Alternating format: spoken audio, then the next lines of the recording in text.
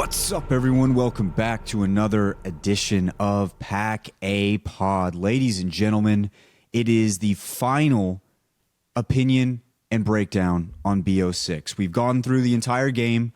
This was the game that kind of kicked off the podcast once again. Obviously, we were going back and doing the Easter eggs already, but BO6 and the announcement of round-based zombies returning got us all hyped. That's kind of where the pod started. And now we are at the very end of this cycle as we get ready for BO7. After we go through all of our thoughts on BO6, we're going to go in and talk a little bit about BO7. So we'll give some of our thoughts on some of the early things that have come out, like some of the photos that we've seen, some of the leaks that have come out, talking about like Mr. Raffle Waffle's reaction and some of the other content creators we see out there in the zombie space. We'll give all of our opinions on that, at least to start. But let's kick it off with BO6. Black Ops 6, the first time we had round-based zombies, boys, in 4 years. We've had an up and down relationship with this game. I think at certain times, I remember after Citadel Day More, we start off the show, we said we're back. And then just a couple months later, we were not so back. So we've had a lot of different thoughts here.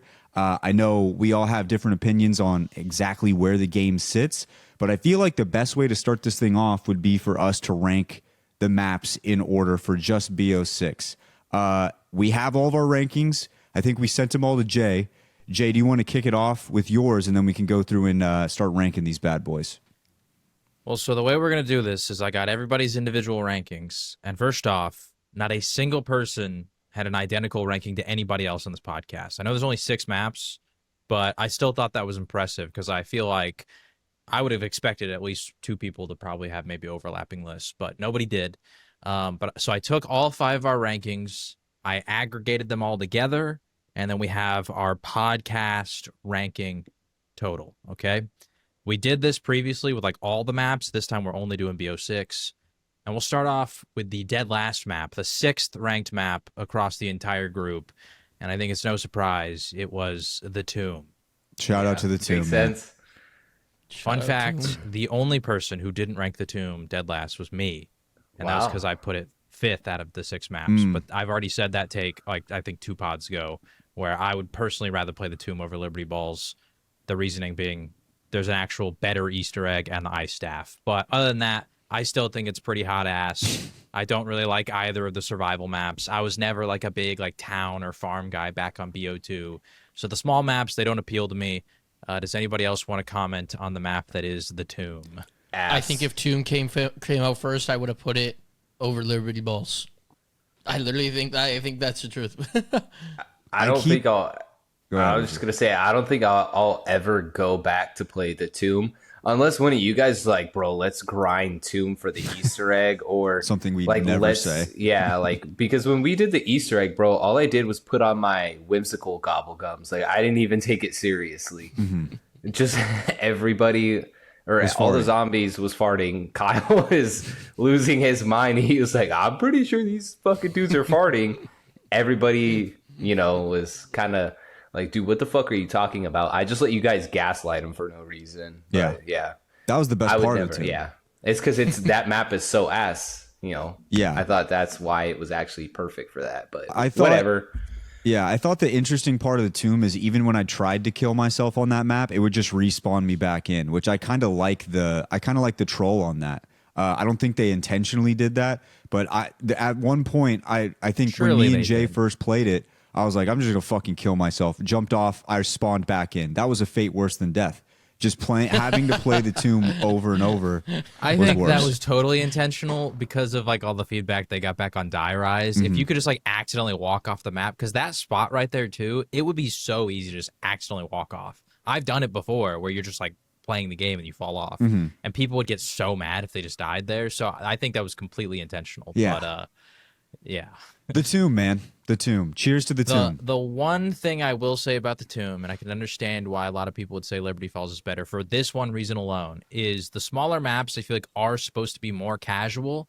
And in order to get to the point where you're set up on the Tomb, you've got to not only get the ice staff, but you also have to upgrade it. And that is a lot more tedious and intensive. Like that's pretty much most of the Easter egg is just doing that.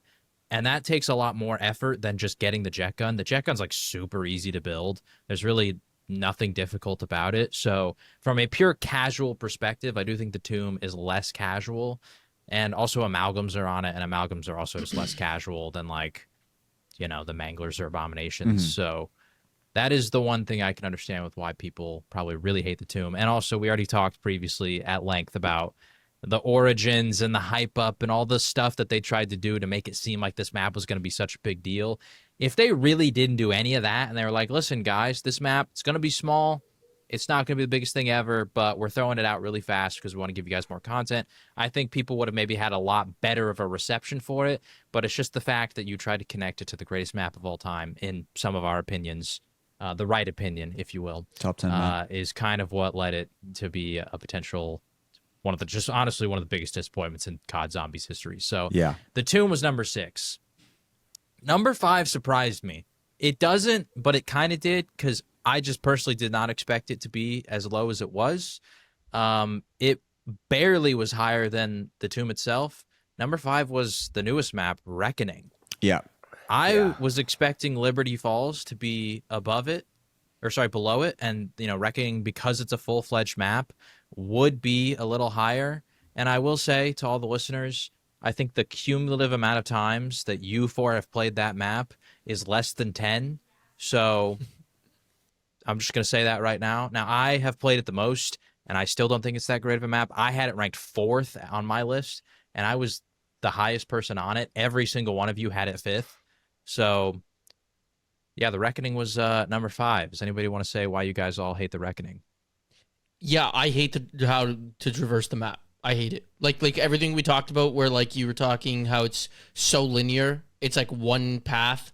I've even started to get it. I was playing it a little bit more last night when I was trying to get piss corner pictures, and the fact that every time I needed to go to a different place, I had to just had one path, unless I was at the top and I could jump off the entire fucking building, was driving me nuts. Whereas like we talked about, you could loop other ways.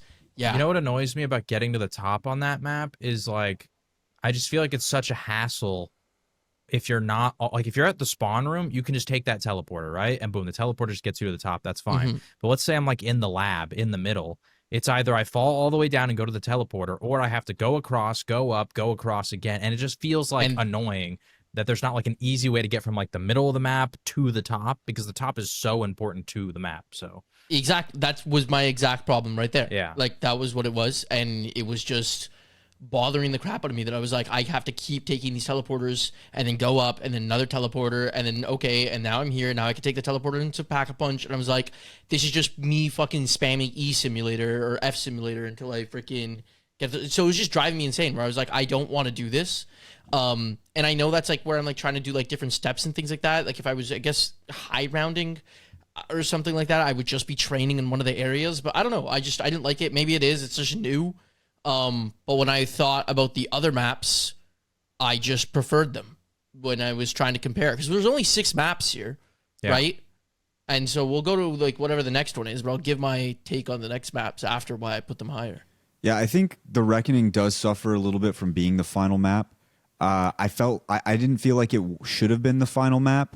In my opinion, I feel like Shattered Veil probably should have went before it. I think they just kind of. It's weird because the story ultimately doesn't really end up mattering that much. I feel like you could have ended it on a different map if you really wanted to. But I don't know. The way to traverse the map is weird, and I think it's also the hype going into it. Was like we saw the one clip that you mentioned last week, Jay, where it's like, where did that come from? Where you're flying into the map. Which, update on that, I saw a tweet from Raffle Waffles because someone posted about that clip, right? And they're like, it's crazy how hyped we all got because of this one thing, or like how controversial this was because people thought it was going to be like Warzone open style or some bullshit. And you literally can't even do it. And Raffle Waffles was like, are we like 100% sure that we've actually figured out that it is not possible? And the guy responded and said that apparently there's only 2 Easter eggs left on the map that have not been discovered. And it's unlikely, based on that those 2 are how you do it. I mean, like, there's a chance, but if there's only 2 Easter eggs left, I mean, like, what are the odds that it's not you just, think like, that they would, some small bullshit, you know? Yeah, also, like, you think that they would put, like, a clipping of an Easter egg in a trailer, especially, like, one of the 2 hardest ones to find? Maybe, so that, like, the people still hunt it down, like there is a world, but I find that crazy that they used it as marketing material then, because it would just be like us. Like, if we're not going to go hunt that down, we're just going to assume it's never in the game. Yeah. And it just disappoints us. I think you're taking a big gamble on that. Yeah. Yeah, I mean, over time, and I've done this a lot of times with different zombies maps. I mean, obviously this is the newest one, the freshest one, and like you said, we haven't had the most time on it. I could see in the future me looking back on this map and being like, okay, it wasn't as bad as I had originally thought, because there are aspects of the map that I really do like. The fact that they brought in an entirely new boss zombie, or sorry, not special zombie, and then the dog round zombies, like that's interesting, and I wish every map had those. I do agree. In this game, but so that was cool, and I could definitely see in the future me kind of like looking at it a little bit more and being like, oh, okay. But I think it just does come down to the movement thing. Like at the end of the day, it's like 7 different rooms, and that's just about it because you're hitting the teleporter the whole time. So I don't know. I think that's what it suffers from. The fact there's like not even a stairs you could climb to the next room, where you always have to take a teleporter of some sort. Yeah. And it's like we mentioned last week, where if there was 2 different ways to get somewhere, maybe you look at it a little bit differently. But really, the only way is the parachute on one of the buildings to get down into like the plant room or whatever it is. You know, It might sound lame, but yeah, I was just getting bored of it. I don't know. I was just getting bored of like, okay, now I gotta do this, and I have to take my whole path. Or like if I'm at the top, I have to jump down all the way down just to take this different. Like just to take the same path but to a different building or room. and I'm sure we're gonna get into this in when we start breaking down like overall feelings on BO6. But this one, if you want to talk about facility on all the other maps, I mean, this one suffers from it the most. Like it is facility. It is facility squared. So yeah, I think that's it. Kyle, Rich, you have anything else on the Reckoning? I just think it was super unmemorable. I mean, everything, even like, I guess the tomb, right? With that underground area where you can fall off the map and respawn. Everything had at least some hint of uniqueness, but this one just had nothing. Like there's nothing that stands out in my mind that makes this map unique in a good way. Obviously it's unique because you have to fucking take a teleporter everywhere, but that's not fun. Like I don't enjoy that aspect of it. So for me, it's just, there was no positive, unique style for this map. It just felt very, very rushed, and like they didn't really put any heart and effort into it. So it kind of was just disappointing all around. And I mean, I would never choose to go play that by myself. Obviously for Easter eggs, it's different, but if I was going to load up, the last thing I'm going to do is like, let me go play Reckoning. Yeah. Yeah, The Reckoning, I played it for a little bit today. I opened up all the floors and went through it, and it kind of was exactly how I thought it was going to be. It feels a lot like Cold War, where, I mean, they kind of had teleporters to take you to different locations, and they just kind of moved you from one spot to another, mainly using teleporters. And the whole map just seemed like really open. It didn't seem like it was very hard. Like the only thing that was difficult was like the boss zombies or whatever that came in and kind of rushed you. Other than that, it just seemed kind of bland. I will say the wonder weapon was kind of cool though. I liked that. It wasn't like incredibly different than any other wonder weapon we ever had, but like I just thought it was cool that it just was a little different how it opened up and reloaded and shot. I thought that was cool. But I watched like an Easter egg play, and it seemed like the steps are kind of similar to what we kind of had before as well. So it just seems like a lot of recycled ideas other than mainly the parachuting off the top.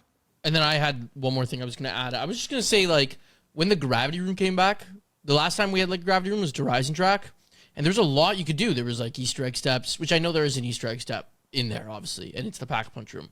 But there's like Easter egg steps. There's also like other hidden things I'm pretty sure you could find. Parts would be on the wall, and they didn't really do anything with it. So like I was like, what's the point of even like bringing back some of these mechanics and like not even doing anything really all that cool? Maybe there's side Easter eggs with it that I haven't caught on to yet. Not playing it as much. But yeah, overall, I even remember I said my first impressions, I really liked the map, but I went back, I played every map. I think my first impressions were better about Reckoning because I hadn't played Zombies in a bit. And then I came back, and then I played it, I liked it, Once I played everything else, I was like, Reckoning falls down the list in comparison. To finalize Reckoning, I had it the highest at number 4. The simple fact is, like I said, it's just at least a full-fledged map. I will take that personally over, the little goo goo gaga survival maps any day of the week. So that's why I had it number 4. I also, as much as I don't really like the map, I kind of like the Sam boss fight. The more that I've kind of sat on it, I thought the boss fight was pretty good. I tried the Richtofen one solo. I did not like it. I did not beat it. I did die to him.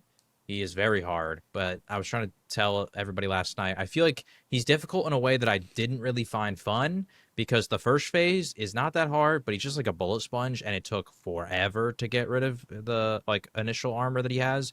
And then when he's flying around with the Wunderwaffe, when you're solo, he basically is just like aimbotting you the entire time, and so you can only really shoot him when you're in Ether Shroud, or you're like head glitching, or if you're in like smoke grenades. So it just felt like super sweaty. Like I was constantly running and never really getting a chance to actually shoot back at him. And then at some point he just like 2-taps me and I'm just dead. So, and the whole time also they're spamming like the core Klauses and all that kind of stuff that are also shooting the electricity at you. And it just didn't feel like that fun, where like the Samantha one I thought was actually pretty fun, because it had more like phases to it, where Richtofen literally, he's just chasing you around the entire time. There's no like true phases. He does technically leave for a little bit and like flies up into the sky, and then like bombs start falling down. But that felt like a nothing burger, because then I'm just kind of waiting until he comes back, and then boom, we go back to the same thing of him just chasing me around. But yeah, I did like the Samantha boss fight. I thought it was pretty decent. So the Reckoning is what we had at number 5. And right above that, I don't think this is surprising to anyone, is Liberty Falls. There is a pretty significant numerical gap between Liberty Falls and then obviously the top 3, where like the other ones are all kind of within like 1 point of average within each other. Liberty Falls averaged at about 4.2. The third place one averages at 2.4. So a pretty almost 2-point gap there. But Liberty Falls is our 4th ranked map. I had it dead last. I've already explained that on why I prefer the Tomb or the Reckoning. Jumba, Richie, and Kyle all had it ranked 4th, and no shocker, Wyatt had it ranked 3rd above Terminus, which I think is blasphemy. What? But, you had it ranked above Terminus? Listen, man. No fucking way. We all have Prisoner. opinions. He's a prisoner of the moment. We're allowed to have prisoner of the moment. I've played that map forever. Yeah. Exactly. Yeah, but it's you like, only I feel play like that map. You don't play other maps. I enjoy that map. No, listen, I You don't actually give the pretty others a much... chance. I would be ashamed if you guys went and looked at, like, if there's a way you can see how many games I've played on each map, you'd probably see that I've played, like, Terminus 90 times, or sorry, Liberty Balls 90 times, and every other map less than 10. Which is why I had to put it at the very least above Reckoning. I didn't feel like it fit into the top 3, but it didn't fit into the bottom 2 if I played that map that much.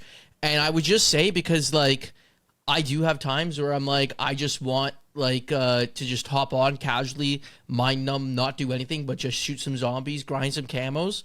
And Liberty Balls was perfect for that. I didn't have to really like do too much, like to just get in and game. And that I was okay with. Like for a casual map, if it's gonna get people to play, I'm okay with it. That's good. Do I think it's the perfect zombies map that I'm like gonna like rant and rave about? No, not even close. I have not even done the Easter egg because of how much you guys have told me. It's just so bullshit and easy. And I saw it. You just kill an abomination and a mangler. And I just did not even care to try it at that point when I noticed that. So other than that though, but like just to casually get on and just grind, like that was good for me. And I like that.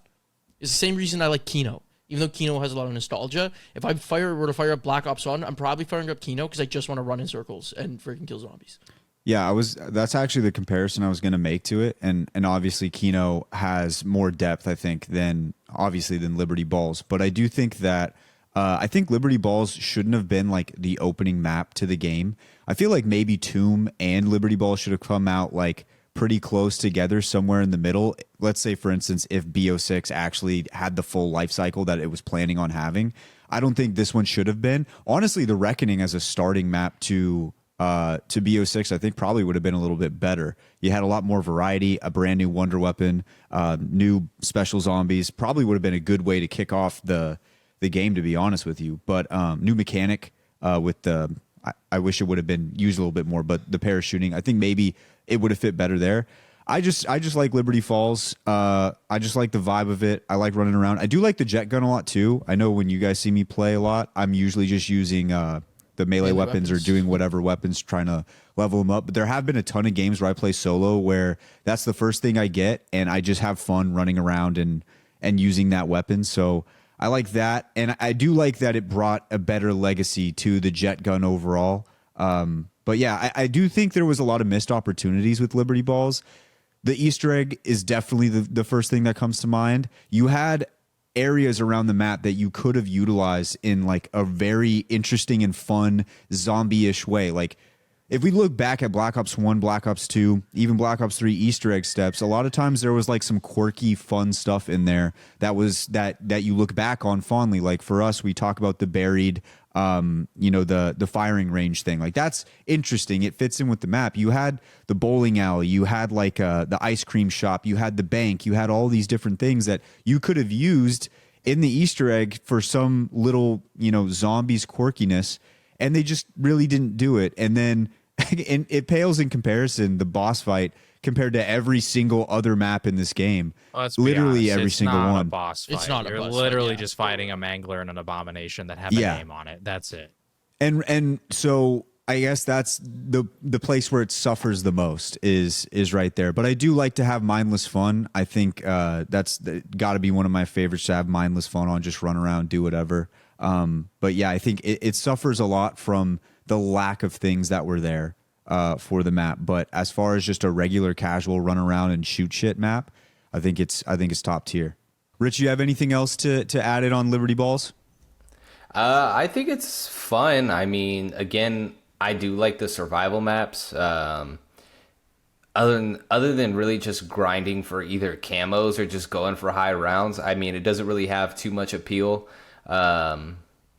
It doesn't feel very zombie-esque, so I think it was a little bit lackluster with the vibe. But I think overall it wasn't a terrible map. It wasn't the best map, but I can kind of live with it. And I mean, if somebody says, hey, I want to do a quick zombies run real quick, can you jump on Liberty Balls?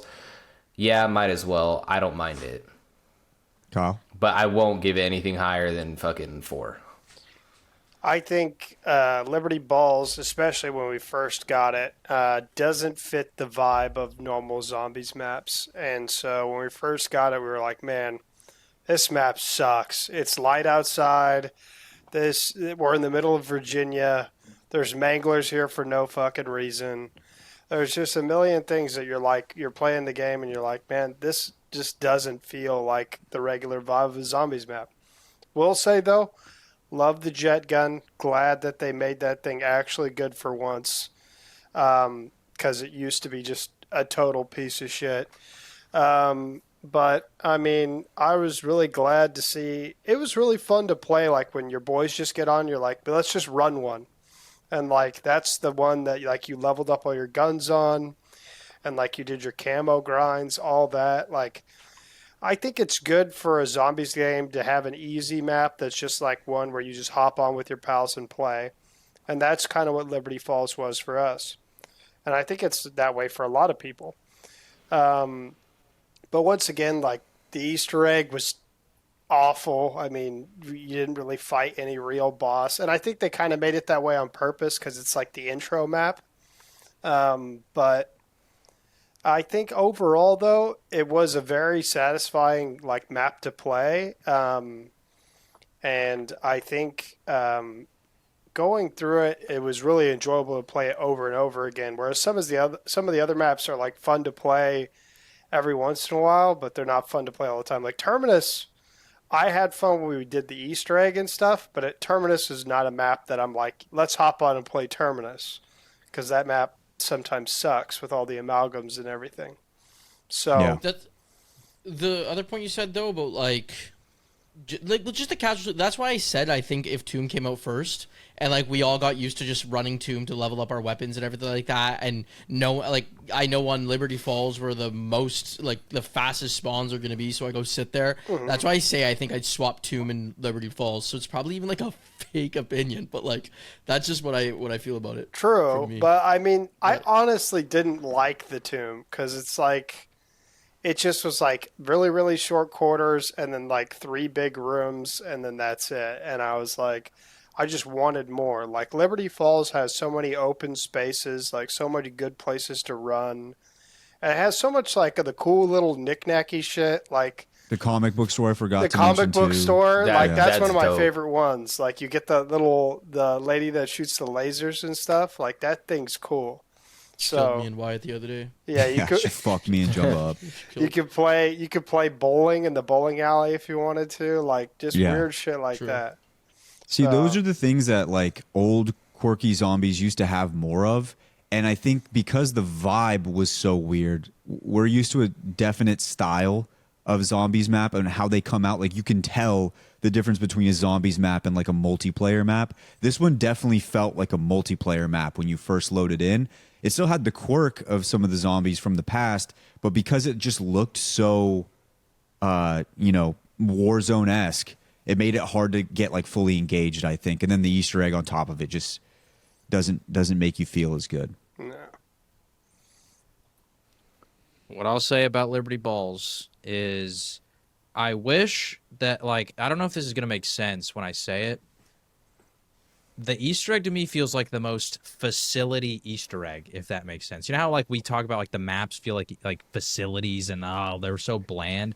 That's what the Easter egg feels like to me, because it's literally like you got to build this device and then you got to build this device and then you got to kill the zombie in the trap to suck it up into the device, and then you put the device back in the other device that's in the church, and that spawns the bosses that you kill in order to do this other device thing. And that's the Easter egg. And it's just like a bunch of devices. And I wish like the stuff y'all are kind of talking about, like the campiness and the like, unique things that zombies done in the past, like the bowling and all that. I wish they would have just leaned heavy into that shit for the Easter egg and just made it fun. Because listen, I'm cool with casual maps. Like I actually disagree with a little bit of what you said, Wyatt, about how you don't think it should have been like a release map.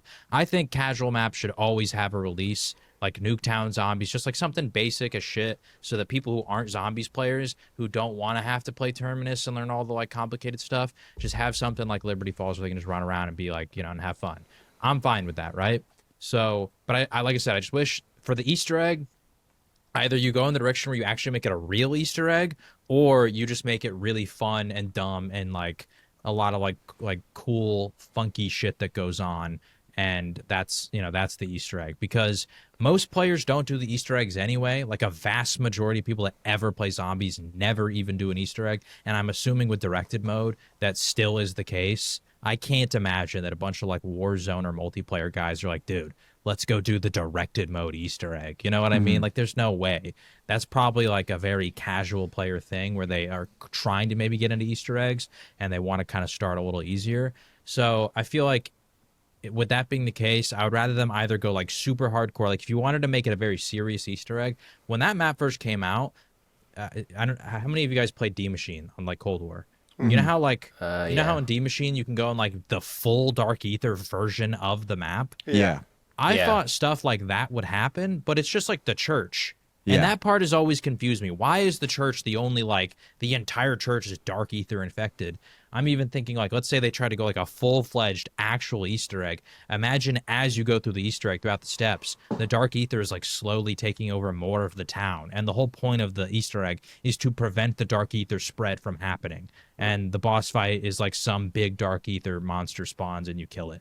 That's, like, if you try to go a serious route. And if you're not going to go a serious route, like I said, do some, like, really fun, dumb shit with, like, you know, the Mr. Peaks bunny doing a bunch of bullshit, and you're doing bowling over here, and the zombies are, like, doing dance moves to try and, like, dodge your bowling or whatever. And, like, you know, just do stuff like that, and then make that the full Easter egg. So yeah.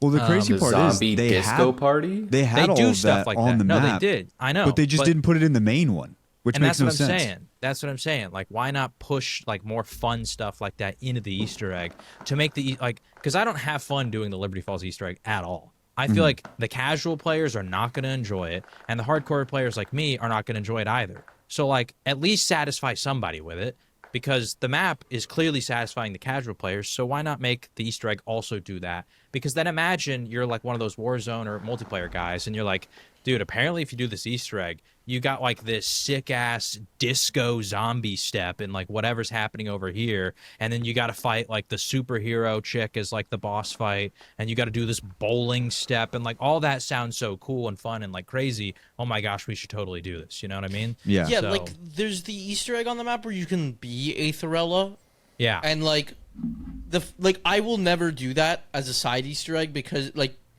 if I'm not doing the main Easter egg, I'm probably not really caring to go try and do the other Easter eggs. But now imagine like it's part of the main Easter egg to get like a Thorella kills. So then every time you want to do it, you're like starting up and you're doing this like fun, interesting thing. Like if I were to do it even once, I'd be like, oh, that's cool. But like if I'm like now trying to level up weapons, I don't really care to do a Thorella Easter egg. If I'm trying to go for high rounds, it's not worth it at all. Like you could get to fucking round 70 without using injections. Actually, you can even get higher. But then the whole point is just to like freaking get as high as you can and then start using mutant injection. So there's no point to even use the Thorella trap. The comic store, as much as you guys say you like it, it's a small ass room that other than me needing to get quick revive and the code to open up the vault, I don't want to go in there. Yep. It's the same with Pack. It's such a small room where it's like you're talking about the Dark Ether. I don't care to go in there because of that. So yeah, there's a ton Literally of flaws only with the go map there for to me, pack. but- That's yeah, it, and then you leave. I Yeah, just well- leave. With the comic book room, it wasn't so much as like we like to go in there. It's more that they had the opportunity to have quirk and to have some fun stuff and Yeah. make it and incorporate that into the map, and they just put it there, and then they didn't do anything with it. No, So that's you're my point. wondering That's like, my what the point. hell, you know? Like, Yeah, I don't think you guys Yeah. want to like just sit in there. There's nothing to do in that fucking room. But that's just my Nothing. point. One But, of the like, coolest imagine- things. Oh, sorry. I was just gonna say on the comic book store thing, like imagine like to go like really hardcore into the quirky stuff, like, you know, because Zombies fans, we love like secret rooms and all that bullshit. Like as part of the Easter egg, all of a sudden you have to like, there's like a back room of the comic book store that you have to unlock through a specific method, and in that back room is like all the crazy nerdy shit. But you got to find like the instructions to something in a comic book because we're like really leaning into bullshit. And everybody thinks like, oh, it's just a comic book, but we're like so far into like the campy, fun, quirky stuff that like. It's actually like for example, did you guys ever play Infinite Warfare Zombies? Like Zombies in Spaceland, like where you're at Oh, a yeah. theme I park? played the of first it. map. I've seen a bunch about it. Yeah. And like yeah. the boss fight is literally like you're fighting like an alien ship happens and it come like this alien comes out and you're fight. It's like so cheesy and corny and whatever, but it's like fun. The way that they leaned into that, I wish Liberty Falls would have kind of leaned into that vibe. Or another example is like to open up the room where you get one of the jet gun parts. Yeah. Right. So the first time that room opened up for me, I was just like training around that area and a mangler shot it. So like we played a bunch of rounds and that room was open and all of a sudden I wandered in there and I thought that room was always supposed to be open. And then the next time I played, the room was shut. And I was like, wait, I remember that shit being open. Right. And then after I learned, okay, this is like how you get the part, you open it either having a mangler shooter, you get the mangler arm, or you use a mangler injection. You could open that. The fact that that's like just like one door, you just have a little dig site, which I don't even know why you dig site in there. But then like there's no other door on the map to open up with fucking manglers is like crazy. Like that could have been used so much. Like Yeah. yeah. The fact that So, they like- didn't reuse that on any other map too. Any I map, was like- we could have definitely used it at It any makes other sense time. why manglers are here finally. But like other than like for that, that's it. Yeah. Yeah. I mean, ultimately, they just couldn't pick a route to go. And I think the obvious one should have been they should have leaned more into the fun side of it. I also think, like, the lack of utilization on the bowling alley just pisses me off every Dude, single the time. bowling alley It makes seems like me such a so golden mad. opportunity, dude. Dude, it, like, imagine if you, like, it obviously, if what we're saying is make it an Easter egg step, right? But also, what if there was the opportunity to where you could try to bowl like a perfect game within this Easter egg step or do whatever and just have the bro. ability to go back and play and, like, actually bowl while zombies are trying to kill Imagine- you and shit. Imagine they make it like so like quirky too, where like in the step you're going like a Mangler's on the other lane and you're bowling against him. You have to beat his score. That'd be sick. Like, Yeah. do some like dumb shit like that. That would be funny. That'd you be know what dope I mean? as fuck. Yeah, and that would be yeah. I mean, I understand that there's a side Easter egg on it, but it just doesn't make sense when it's No, like instead you we gotta- should have utilized this. Just crank a pressure valve, which, like, if it's like round 30 and I haven't got that part yet, I just don't get the jet gun. I don't care. Yeah. 'Cause if I don't Yeah, have it's monkeys just or annoying. something like that, like, or like I guess you could do with Aether Shroud, but I just don't care. Yeah. Yeah. So that is Liberty Balls. Liberty Balls 4th on the list. Liberty Balls is 4th, like I said. Then there's a pretty significant jump up to number 3. And it's interesting because this map I feel like we were very divided on. It was Wyatt ranked it 4th. I ranked it 1st. Terminus was our 3rd I had a ranked feeling that would map. happen. Yeah, I mean, Why'd you put it at 4? I'm going to be honest. One of the main reasons is I don't feel like similar to The Reckoning, I don't feel like I put enough time in on it. And I felt like if I just threw it up there, then I would be being disingenuous to my list because I've obviously played a shit ton of Liberty Balls. I do see, like, while we wait for BO7, I'm going to be playing a ton of zombies, whether it be BO4, BO6, whatever.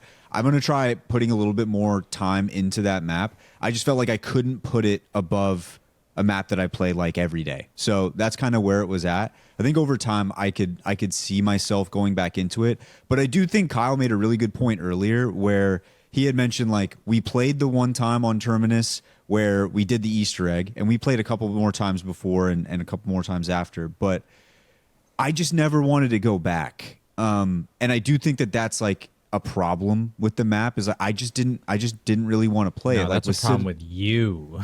with Citadel, I wanted to go back. I've played Citadel a lot of times on my own. Shattered Veil, I've played a lot of times on my own. I just never wanted to go back to Terminus. And I like the fact that there's the swimming aspect and all that. But also, once you get past that, it's in a weird way similar to Reckoning, where it's like it's just empty space and you just have those couple spots where you're training. And then it does suffer from the facility aspect once again. I wish they would have just leaned more into like the prison angle. I understand it had to be a part of it for the story, but yeah, I guess I just didn't want to go back, but I do think I need to give it some more time. So I had Terminus number 1 on my list, and I struggled with this between number 1 and number 2. Those are the only 2 that I was really debating on, but I had it number 1 overall. So let me give you all my spiel why. Number 1, I think the map has aged incredibly well. Like, when I was doing, because I've done the Nebula camo grind, so while I was doing that, I first started on Liberty Falls, because, like, everybody thinks that's the zombie camo grind map you need to do. But then I was like, I don't need to be on any specific map to grind camos. Like, that's just a bunch of bullshit. Like, sure, Liberty Falls is, like, easier to set up, but it's not like Terminus is difficult to set Yeah, up. not. It's the same amount of points to get to Pack-a-Punch, and then I Pack-a-Punch my guns, and that's really all I care to do. And I'm not doing the melee weapons, so I don't need melee macchiato. But even if I did, it's on the map there. So there wasn't anything that I really necessarily was missing outside of like double tap when they eventually added that. That does make the guns a lot easier to grind for camos. But I had played so much Shattered Veil that I had to stop because I started to get a little tired of the map with how much I played it after it came out. But anyway, so I went back and played a lot of Terminus. And I'm not going to lie, I feel like Terminus is the one map that when I look at the full package of everything it offers, it is just the best to me. It brought the amalgamation, and I know people hate it, but it fits the map. That's the one boss zombie to me that truly fits the map, because when you play the Easter egg, they're doing this like lab, and in the lab, I think the like environment of the lab is really cool, like the actual atmosphere of it, which I cannot say for almost any other map. I love the atmosphere of Terminus. Call me a nighttime merchant, because I know, when the maps started coming out, people were like, oh, daytime, blah, blah, blah. And we argued, like, daytime maps can be good. At the same time, every map on the game is daytime except for Terminus. Can we get some nighttime maps? Can we get some? Because, Let's listen, at least get some nighttime, dusk, some dusk. Let's change it up a little bit. Not every map has to be in the daytime. And like I said, call me a nighttime merchant if you want. But when I look back at a lot of old maps, they would have been significantly worse if they were at daytime. Like Mob of the Dead would have lost so much aura if it was literally during the day. It being at night with the stormy atmosphere was part of the thing. Terminus has the same deal, so I like that. I like the tropical vibe of like the islands and stuff like that. But I feel like the amalgamation really works because you can see the like weird experiments in the labs and all the big test tubes with these zombies floating inside of them. And here's the thing. I know a lot of people think the amalgamation is very annoying to deal with. Terminus is the one map that it is the easiest to deal with ever. And here's why. The Beam Smasher is literally built to demolish the shit out of amalgamations. You do the psionic blast, the left trigger one, that like slows it down, which the amalgamations are always sprinting, right? That's the annoying part. They always sprint at you and like grab you. It slows it down and it won't grab you while you've done that. And then you just shoot it. And while it's in the slowed down phase, it takes extra damage too. The Beam Smasher obliterates the shit out of amalgamations. So like, I fully understand why people don't like amalgamations on Citadel. I fully understand why they don't like them on the Tomb. But on Terminus, if you just get the Beam Smasher, which, by the way, all 4 players can pull the Beam Smasher from the box. If you just get the Beam Smasher, you can demolish amalgamations. They're not even like... I literally do not bat an eye when I play Terminus with the Beam Smasher and have to deal with amalgamations. They're just, boom, they're gone. Done. Easy. Also, the trap on that map, I think is sick. I don't think there's a trap in this game that comes even close. It's that big cannon thing Oh, that on that thing's one sick. platform. Oh, and it yeah. shoots the massive blast in the sky, and any zombie underneath it gets sucked up into it. That trap is so cool. And if you go stand in it, you can like get pulled up into it and just teleport somewhere random on the map. So like if you're in a dire situation and you got to get out of there, or you want to like fast travel somewhere else to, you know, hopefully get a better spot for a perk or something, you can try to use that if you're already at that spot. And maybe, you know, it'll take you somewhere that you want to go. So I think that trap is badass. I think the Beam Smasher, to me, is the best wonder weapon on this game. We got a lot of remakes. The Beam Smasher is very unique. And like I said, it feels so like it flows. Like when I play old maps, everything kind of all works together. I do not feel that on most maps in this game, but on Terminus, when I really, like when it connected in my brain that the amalgamations are such light work when you have the Beam Smasher, I was like, dude, and that was so intentional by the devs. They definitely knew that the amalgamations are annoying. They sprint at you, they grab you, and guess what? The Beam Smasher, just the click of one button, and boom, all of that problem is solved. So I think Terminus is a great map. I think it has the best atmosphere of the entire game. I think it has the best trap. I think it has the best wonder weapon. I don't think it has the best boss fight, but the boss fight is pretty sick. I did like the boss fight. I don't think the Easter egg is the best in terms of the steps, but still, like, it's pretty solid. Like, some of those steps are, you know, pretty hard and, you know, get the heart racing, like the bomb step. So, yeah, I really like Terminus. I think it is the best map in the game. And, yeah, if anybody else wants to go, there you go. There's my spiel. I mean, I am going to kind of just jump on that because I really like Terminus, especially when it first dropped. But I think my issue is that it seemed like all of you guys were more so about Liberty Balls than Terminus. Not me. So Why it was. Well, yeah. But it seemed like every time somebody was jumping on, like, hey, we're going to grind some Liberty Balls right now. And I really wanted to play Terminus because I do like the aura of the map. I think that it's definitely the best aura of the map. No, I have one that's either tied or a little bit higher. But one of the best auras on the map. But my problem is that I don't really care to play zombie solo. I think the reason that is back during like BO1, I think it was, I would sit there and I would grind zombies solo by myself all the time. Like every day I would play zombies. So I got really tired of that aspect because a lot of the times, especially back then, you know, getting to a high round was a lot more difficult. Mm-hmm. But I would sit there and I would grind for like 3 hours and I would get bored because I was playing by myself. So I would just turn the game off. Like I wouldn't die. I would just be like, honestly, I'm done. Like I would just turn it off. So that's like part of the reason why I never went back to play by myself. So I think I don't have as much playtime on it as what I would have liked off rip. So I think that's why I ended up putting it, number 3, because I just didn't get as much use out of it. But that doesn't take away from the map's, I think, uniqueness for this specific game of BO6. I can't play by myself because I get bored, and honestly, I'll never die. So it's kind of just annoying. But I will throw in there real fast because you just made me think of this. The critiques I will give the map. Number one, I don't like Manglers on there. I feel like we didn't need them on it. Really, like we just didn't. The amalgams are fine. Get them on every map. We didn't need them. The parasites are also kind of annoying. The little flying shits. Honestly, I hate parasites and vermin. I'm just gonna say it. They're on all the maps. I hate them. They're just dumb. They don't provide any value to me whatsoever. They're not hard to kill. They're just annoying little pieces of shit. And I would be totally happy if we just removed them from the game, quite frankly. But I do think the parasites are a little more annoying than the vermin because they fly and they shoot at you from range. So those little bastards are annoying. But another thing that I forgot to mention as to why Terminus is goated. Best Pack-a-Punch camo on the game by far. And Liberty Balls, the bean camo will knock it down in my rankings, okay? Just going to say that right now. The fact that I literally was watching Wyatt play, and he's the guy that likes the map, and the other night he goes, I will not get the Pack-a-Punch until I have 20,000 to double pack so I don't have to have the single pack bean camo. I hate it. Says a lot. I hate it.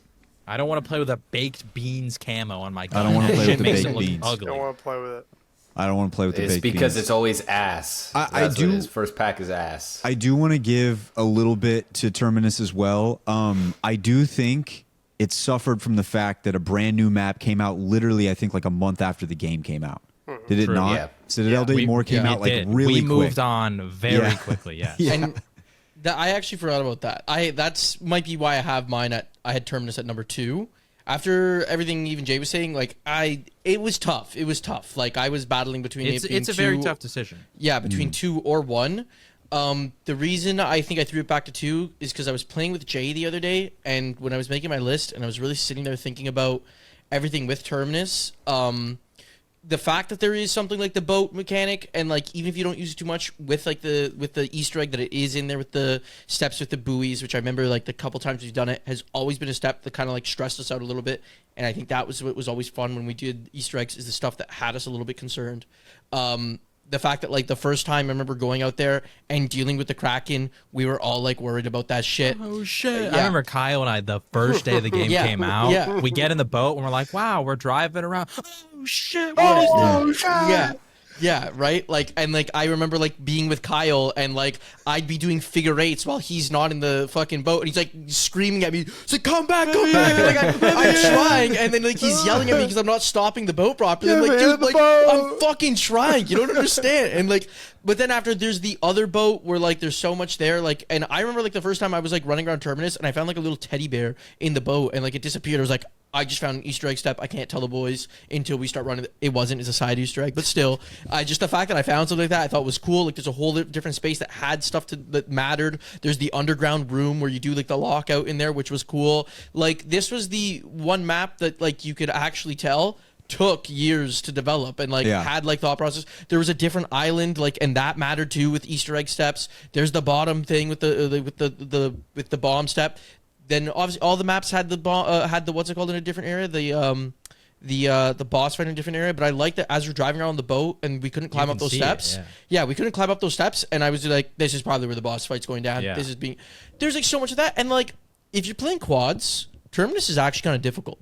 Because if you think about it, you guys say there's a lot of room to train and like it gets easy, but realistically there's like outside like spawn, like there's the ramp area, there's underneath, there's the boat, and then there's like one of the islands. Like you choose either island, you could play there. There's like the bigger island, and like the thing there is the spot that you can do. It's right where that trap is, the big cannon thing. The cannon. You could go there. So like, but the thing is one person needs to be off the main area. Yeah, and like if that guy dies, it's a panic of everyone trying to go get to a boat to get that guy back up. And we had that happen so many times the times we played. And like that I liked. It was probably the only thing that ever felt like a challenge. Maybe Reckoning might have that, but I don't think any of us care to play Reckoning enough to be able to experience that, to be like, oh shit, I gotta get to floor 7 right now. Like, but even like Reckoning's a little easier, right? Because like usually people we split up in the buildings, and it's not like that difficult for somebody. Well, we also to get talked about like Reckoning. Like, you could train multiple people in one room, you actually don't even need to, right? Like, but like I specifically remember one time you training on the boat, like the big ship wreck out there where the Wonder Fizz is, and I remember one time you went down and we were all like, oh shit, how do we like can we get him? Like, and it was a race to see if we could like get you up. And then I think we finally did. But now it's like, well, shit, there's like a bunch of zombies here, and like, how do we deal with this?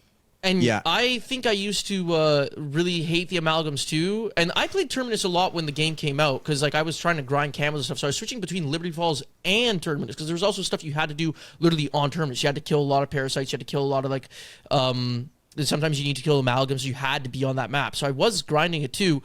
I think I used to always bitch about the amalgams because I was using guns that just weren't good to kill them. The other day when I was playing with Jay and I had the AMR sniper, which is like the new sniper, I took that shit out in like 2 seconds. And then I was literally instantly, it just clicked. I was like, that was way better to deal with than an abomination. Because like you weren't even using Beam Smasher because once again, if you do the left trigger and then just swap to the other gun, you kill them even faster. So like, it really feels like that was the map where they understood like amalgams are a bitch. We're gonna make them way easier if you just do this one thing. Yeah, and so like honestly, this is all convincing me to even I'd possibly even change my list. Right, put this at 1 and put what I had at 1 at 2. But like maybe I'll hear what everyone has to say about the next map. Then after maybe I'll change my opinion again. But yeah, I realize that like Terminus actually is kind of a vibe. Like when we talk about like feeling like the older maps and everything that we used to experience, it might be the closest thing to it. Like that, yeah, seriously, like all the other maps with everything that was incorporated in it, I think it might be the closest thing. And I think that Black Ops 6 in general made me forget that like it actually did have some special stuff. Yeah, it did. And like I think Terminus, the thing that it did so well with the like different style. And when the game first came out, remember, we were still feeling pretty confident. A month later, we get Citadel Day more. We're feeling real confident. The boat and the fact that they had it in there, it feels so much better than anything that the Reckoning does with their advanced movement. Like the boat was actually interesting, fun. You could move around and do different things with it. You know, that's honestly, the best part. I think, and this is pretty, I feel like everybody can agree with this. The only real criticism that people really have with the boat is it feels like there wasn't more to do out there. Yeah. Like the islands are kind of small. And if you want to make it challenging, you can go train on the islands because they're very small and all the zombies just like walk out of the water. And so they just spawn all around you. So that can make it challenging. But it feels like if there was more to do out in the water, more to do with the boats, then I feel like people would have liked it even more. So like it's almost like one of those things where like the parachuting, we were hoping for more, but it's like how much potential does it really have? Where the boats, it felt like there was so much potential that could have been had with the boats that I feel like was a little missed on. But it even gave us like something like as a group to do. Maybe it was just like the first couple times you play, like after maybe everyone's taking their own boat. But like I remember we get the boat and all 4 of us would hop in. On any other map, the only time I felt like, other than the boss fight, the 4 of us were doing something was usually like when you're like on Tomb, when we needed to like kill a bunch of zombies in a certain area. And it was just so funny because we finished that step and Jay was literally telling us like, yeah, I'm doing this for inclusion purposes. He's like, I don't need you. Yeah, it's one of those things for most of the steps. You don't have to bring everybody in. But like we were on the boat together doing stuff. Like, I don't know, like everything else just feels like you just kind of go your separate ways and just wait until you group up in the boss fight. And the boss fight is tricky. I still haven't fucking completed it. But like that's also because I lagged out the other day. I tried 7 times to get back in. I think we talked about this when it was just me, Jay, Jumba on the episode where we started talking about the Easter eggs. The collaboration has been lacking in BO6, and I feel like the boat was the one where it brought it together. So the game drops. We get Liberty Balls and Terminus. You kind of get the casual one, and then you get Terminus, and then we do have a different style of movement. And one of my biggest criticisms, and we'll get into it when we break down BO6, was like the lack of a systems change from Cold War to BO6. At least at that time when it first dropped and we get Terminus, it did feel like, okay, there's a little bit of a systems change here. Like there's going to be some different styles of movement. You're not just going to be running around the entire time. We've got this boat and the boat is cool. Maybe they should have added a little bit more that you could do with the boat with your team or whatever it is. But at least that was there. Whereas like the Reckoning, the parachuting, great idea on paper, barely used it and it didn't translate, I don't think. So there is, by the way, the one thing that the parachute I have found useful for is there's a side Easter egg where like when you drop down from the top into the lab, there's a little Mr. Peaks that you see on the drop. You can like shoot him and he'll go up to the top, you interact with him, and then he drops these like rings that you have to fly through each layer with your parachute, and you get a free perk if you do it. So I've started to do it every game because it's like super easy to do. Why would you not? But like that's literally the only reason I care to parachute whatsoever outside of like I just want to drop to the next floor. But even then, if I feel like if I ever played Reckoning like a lot, I would just put on the stamina augment where I just don't take fall damage and then just turn the parachute off. Yeah. Yeah. No, like every time I play, all I'm thinking in my head is as I'm gliding down, I'm thinking to myself, why have I not turned this off and just got stamina up yet? That's literally what I think every time. Yeah. Terminus. I think once again just got overshadowed by the fact that we got a map a month brand new later. map. It did. Brand I didn't new even map. think of that, but when you said that, bro, it made a lot of sense. No, remember? It literally came out a month later. No, Yeah. remember though, because we were trying to do the Easter egg before the new map came out, and so we Yeah. were like hustling to try to get it done. And the first weekend goes by, we try, we fail, and then the next weekend shows up, and we only got 3 weekends to do it before the new map comes out. Yeah. Exactly. And we're like, I was also trying to beat scrambling a directed mode. I was like, we got to do this before directed mode comes out. I need the calling card. Yeah. I never fucking did it. Like, I fucking never got that. You guys did it. I saw it. I was like, okay, so I don't get the fucking yellow one. Yeah, it's kind of it Like- changes the calling card's like color. That's Yeah, it. yeah, just yeah, a yeah. different Once I saw, color, I was that like, was it. oh, it's yellow instead of purple or other way around or some It was shit a like different that. I was color. It's like, okay, never mind. Terminus. Number 3. Yeah, okay. So Terminus was number 3. Number 2, the interesting part is all 3 of these were very neck and neck. Number 2, it came down to, I think it was between me and Kyle. If we had just swapped it one higher, it actually would have been number 1. So it was super close to being number 1, but it was number 2, and that is Citadel Veil. It had an average of a 2.0 rating. I'll obviously spoil it now, but we'll talk about it a little bit. Shattered Veil's number 1 at an average of 1.8. So it was very narrow. For Citadel, me, Wyatt, and Richie all had it as the number 2 map. Jumba had it number 1. Kyle had it number 3. So literally it just came down to if Kyle put it number 2 or I put it number 1. Or I guess actually if Richie or Wyatt, if any of us 3 put it number 1 or Kyle put it number 2, I think it would have tied Shattered Veil and it would have been tied number 1. But Citadel Veil is number 2. I love it sitting in that spot.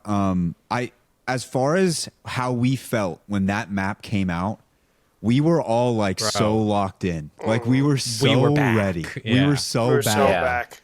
It was a great map, man. And the fact that it came out so quick, it did a disservice to Terminus, but we were feeling on top of the world. And in our mind at that point still, we're getting 10 maps. So we're thinking, hell yeah, man. Yeah. Like this is going to be great. Yeah. And let's not forget, it was too, awesome.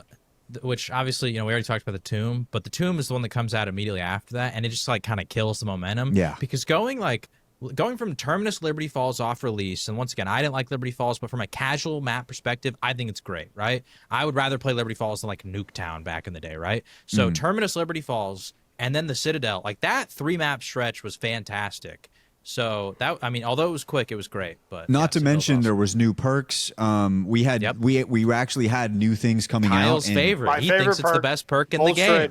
Vulture Raid. I we did agree. the Actually, like, I rework. love Vulture Raid. I love Vulture Raid. See, No, I got like, yeah. got Jumbo Everyone to come to the dogs dark on him side. about Vulture Raid, but Vulture Raid's one of my first perks I go Okay. for because like I I'm like just, Vulture Raid, I too. want salvage, bro. The reason I disagree with Kyle is 'cause he says it's not his favorite. He says the best perk in the game. Yeah, I perk won't in And say the game. reason that. I disagree is because if you play past like round 40 or 50, there's just no plates need for spawning anymore. So, and who gives a shit about salvage at that point? And so it's like I would much rather have like double tap or like dead shot because those actually just make my gun better. So Yeah, anyway. but by those rounds, you have so many points. I have all the perks anyways, right? Like, Mango so True. that's also like But why like, I'm not worried. I feel like the only like once I get to the high rounds, that's like when I say the best perk in the game, I think of the perk that's gonna make like the most impact across the whole game. And I feel like at some point, Vulture Raid kind of falls off. But Well, I Vulture digress. Raid's actually pretty sick if you have the augment that gives you more of your utility, like your secondary grenade. And so Yeah. this way, if you get freaking Well, So I use the one that gives you more Wonder Weapon ammo. Me too. So I Okay, just never yeah. run out of Wonder Weapon. But yeah, which I feel like would be a good one. But I go, I guess like sometimes I'm running on like if I'm doing like Liberty Balls or something like that, I go get the things that are like Gershes. I don't know what their names are, or The monkeys. Casimirs, Yeah, the yeah. Casimirs or the monkeys, and then so I just constantly have those, and so I have so many like ways out. Like I could use one of those. I got my Aether Shroud or like my field upgrade because sometimes I write Frenzy Guard. I got the injection. I got the Wonder Weapon. Like it just gives me like that extra ability. And yeah, so that's why I like Vulture Raid. But that's a topic for a different day to discuss. I had Citadel at number 1. You did. I'm not gonna lie. I think even after this whole conversation, I might have even like dropped this down and put Terminus above it. But like I had Terminus or Citadel number 1. I think because maybe a bias in those experiences we had from the first thing it came out. Like we did that one. We took a bit to get to the. Yeah, we did it like day of, I think. Yeah, we right? did it the day of. The Easter egg, the day it released, we did Easter egg. We took a bit to get to the Terminus one just because we were a little bit like busy. Like we had some stuff going on and we were trying to like time it out where we could all get on and not go for spoilers. But this one we did day of. I was watching a bunch of people. I was like in streams thinking and trying to theory craft what these next steps were when these guys are trying to figure this shit out. I love that there's 4 wonder weapons. I don't think every map in a zombie should ever have like all 4 weapons, but the fact that it did have it, I think makes it that when we play this map, if there's to be 4 of us, there's like 4 of us can have something that is like really cool and viable. And the fact that it was a melee weapon too, so you could still have 2 other guns, was pretty sick. Like I put it above Shattered, which I haven't done the Shattered Easter egg, and I know you guys all talk about the Shattered Easter egg being really good, and that could be where my problem comes in, where I don't know how awesome that is. I've seen the boss fight in Shattered, and it looks sick, but at the same time, all the boss fights are really good, and the Citadel one was good enough where I was like, I don't know if like the boss fight on Shattered is going to change my opinion so much that I would have put it above Citadel or Terminus. And the other thing that like Shattered fell, and I guess I'm talking about it, but we're going to talk about it in general, that it fell lower for me compared to Citadel is that like the Ray Gun Mark IIs just didn't do it for me, I guess. I had fun running around and learning the map with Wyatt. It was sick, but like once I had the Ray Gun Mark IIs, one was a machine gun, one was some weird sniper variant, and the shotgun variant was just slow. So like it wasn't as exciting to me as like, oh, I got this fucking fire sword that like throws explosions, or like you have the one that like gives you like the spirit orbs, or like, you know, just those were all cool. The fact that you can like play different every time. Like this time I want to use fire sword, this one I use the spirit one, I want to use the lightning one. Like you do like different things with it, and each sword had different things that you could do with it. Like you needed the lightning sword in the Easter egg to like power like the freaking those like grenade looking things. I forget what it's called, but like the fact that like that stuff like all came into place, and even like how to upgrade them was like unique. It felt very like Origins-esque again with the staffs. I like that shit. I thought that gave like character to the game again. Like you said, like the run at the beginning, those 3 things were pretty sick. Like I liked it. I thought it added a lot. The environment was pretty cool. We got a new special zombie again with the doppelgas there. I also like the way that the first time the doppelgas is revealed to you is like you're shooting these locks and you just get fucking jump scared. Like it loses its pizzazz after the first time it happens, but it was still cool when the first time it jumped out at you. And then there was some steps that we had to do with like as teams. Like it's just the simple like calling out the symbol step. But we had a funny moment with the fact that Wyatt's got low ass graphics and he called this shit a crab. Like I don't know. I guess like I take that stuff into account. I look back and I was like, that was funny. Yeah. I wasn't even in that step. I was just watching Wyatt do it for the first time. This dude's saying this shit's a crab, and we're like, what the fuck is a crab, bro? And by the way, I only told Wyatt to go do it because I was like, me and Jumbo have already done this, so let's have Wyatt get involved and go. And then that led to that whole shit where he, you know, his graphics are awful. So shout out to Call of Duty for making that a thing, by the way, that it can literally change the way the Easter egg lobster in a work for you. jar. A lobster, bro. like a lobster in a jar. But like there was a lot to it where I liked you know, even like again, maybe it was because of the fact that this was one where we even stumbled across stuff ourselves where we had the Easter egg guide up, but the second we got into Citadel and we see the zombie with the helmet and we kill him, we're like, before he even drops something, we're like, that zombie probably has something different to do. Then he drops like the item that like helps you get the sword, and we're like, oh, okay. And we started like piecing that together. And I always find that cool when like you can kind of figure stuff out without having to be an absolute genius and sit there for like hours. So, you know, it was like a whole mix up of everything. I liked it a lot. It also gave us a reason to use Frenzy Guard. I feel like at the beginning, no one really like dove into like trying to like look into the different field upgrades, but then we learned that like, oh, Frenzy Guard, Melee Macchiato, and the freaking melee weapon makes you like unstoppable on this map. And it was cool to start like experimenting with more stuff when we hadn't really researched or used everything else. So I threw it up there. Funny enough is like, even after this conversation, I don't know, I'm still torn up between Terminus and that, but like, yeah, that's why I'd say it was above or Shattered for me. So I also was very torn between Terminus and Citadel. I when Citadel came out, I said it was the best map on the game, and I think I largely held that opinion until I went back and played a lot more Terminus recently, and I still very much love Citadel. I do think I've cooled off on my initial opinion because Wyatt and I were talking last night, and he asked me, like, do you think any BO6 map is top 10, like, all time? Probably not, but I don't know if that's the map's fault as much as it's just the fact that it's, like, the BO6 systems that I think hold the game back a little bit. But the one things that, like, when it comes to Citadel, number one, I thought it was really cool that they made it so that, like, chopper gunners are almost useless on that map. Like, chopper gunners felt very oppressive on other maps, and, like, especially in Cold War, they were very powerful. And then the same thing on, like, Terminus, Liberty Falls, they're absolutely broken. Like, it felt like choppers were almost becoming a crutch, but because of a lot of the map being in the castle, and like you go like inside of it and there's no way for the chopper to see any of that stuff, you just can't really use it for that. And in the boss fight, the chopper literally just doesn't work because you're like in the volcano thing that you get teleported to. I still think the Citadel boss fight is my favorite personally. The boss fight arena is unmatched. Like, people can disagree on which boss fight is the best, but that arena, I think, is by far the coolest. You teleport into that like volcano with like the lava all around you, the boss in the middle, and it's this like, you know, lava spewing out everywhere. It slowly makes the map smaller and smaller, and like the vibe of that area is so cool. The music is so epic that's playing while you're doing the boss fight, and I feel like it feels so cool when you have those swords. I went back and tried to do the Easter egg and do the boss fight sword only. I did die. I was not able to beat it.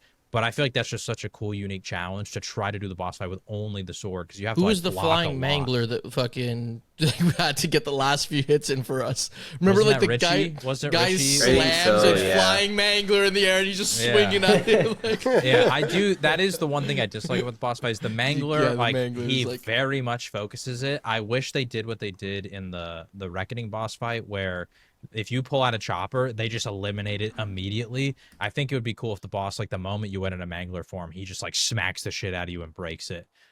Because that does make it a little corny, because the mangler guy just sits there. He can't like get rid of you. So you just sit there the whole length of the bar and he just only focuses your ass. But I think the boss fight was sick. And the same thing I said about Terminus, where I feel like when I play the map, everything makes sense as to how it all works. Like, I feel that with this map, and I don't personally feel that for any other maps except for Terminus and Citadel. What I mean by that is, like, it's such tight corridors, right? But when you have the swords, the tight corridors do not feel that difficult. Now, they still can be, but as long as you save your, like, super charged up shot that each one has for that specific moment of, like, oh shit, like, this is not a good spot, I'm about to die, the sword just immediately clears everything for you, and then you can start cutting your way back through and get to, like, a safer spot as you're navigating through the castle. So I love the swords. I love the melee macchiato. Like I said, I think that Frenzied Guard is super sick on that map. The big critiques I will give Citadel, and this is why I ended up moving it down to 2, is number 1, I think amalgams blow on that map. I knew he was gonna say amalgams. They blow on that map. Like, they're not fun because the swords, the melee weapons, they don't like shred them like the Beam Smasher does, and they also don't prevent the amalgam from being uber annoying like the Beam Smasher does. And so when it pulls you into the horde, we talked about this way back when the map came out, the sword can only kill 2 zombies at a time, which I still think is lame. I still think you should have a melee macchiato augment that allows you to kill like 4 at a time and make them just like destroy everything. But the swords can only kill 2 zombies at a time, so when you get pulled in that horde, the sword just feels all of a sudden not good against the amalgam, and I don't like that, because I feel like the wonder weapon should always make me feel like a god. It should make me feel overpowered against everything, including the amalgam. So I don't like that they're on that map. I really wish they would have done like a different style boss zombie. Like, you know how the Doppelganger, you said, like the horror aspect to it? Imagine if, because I heard this on a podcast or something, so I can't take full credit for this. I can't remember who said it, but imagine if there was like some sort of like George Romero style boss on this map that's like an old knight, like mummified, that is just slowly chasing you throughout the map, like, or like the astronaut or George, right? That would be kind of sick, because there's these tight ass corridors, like, you know how on Moon where you open the little door and the astronaut's just on the other side, and you're like, oh shit, you got a horde behind you, and he grabs you and he, you know, steals a perk and all that shit. I feel like if they did something like that, where it's like some old, you know, knight type of thing that is alive and following you would have been a lot cooler than just like the generic amalgams. So I don't love that. And also the swords are very easy to make, and I don't love that. I wish they would have done some sort of second upgrade to them, because it feels like when you make them, that feels like on Origins or Dreisendrach where I like initially create the bows or the staffs, right? But then the staffs, you can go upgrade them further into an even better version. I wish they did that with the swords somehow, because yeah, it does feel like the fire one, I literally put it in the dragon, go grab the fire, put it in 3 times, then it's done. That's it. I feel like if they did some sort of extra buff to them with some sort of cooler upgrade path, that would have been pretty fun. So I think the map is just like the vibe of the map is like really really cool. Like you're in an old castle, like and all that, and also like this one doesn't really have like a facility aspect to it as much. I feel like it's kind of its own thing, and I really appreciate that because like. And I'm also a sucker for any map where like all 4 of you can get the wonder weapon. I just love those kinds of maps. I don't know why. I always felt that way. Because like it always sucks when you're like, man, I want to get the wonder waffle this game, and then somebody just rolls it out of the box, and you're like, fuck. I can't get that shit now. But this one, like all 4 of the swords are cool. Like none of them are bad, and so.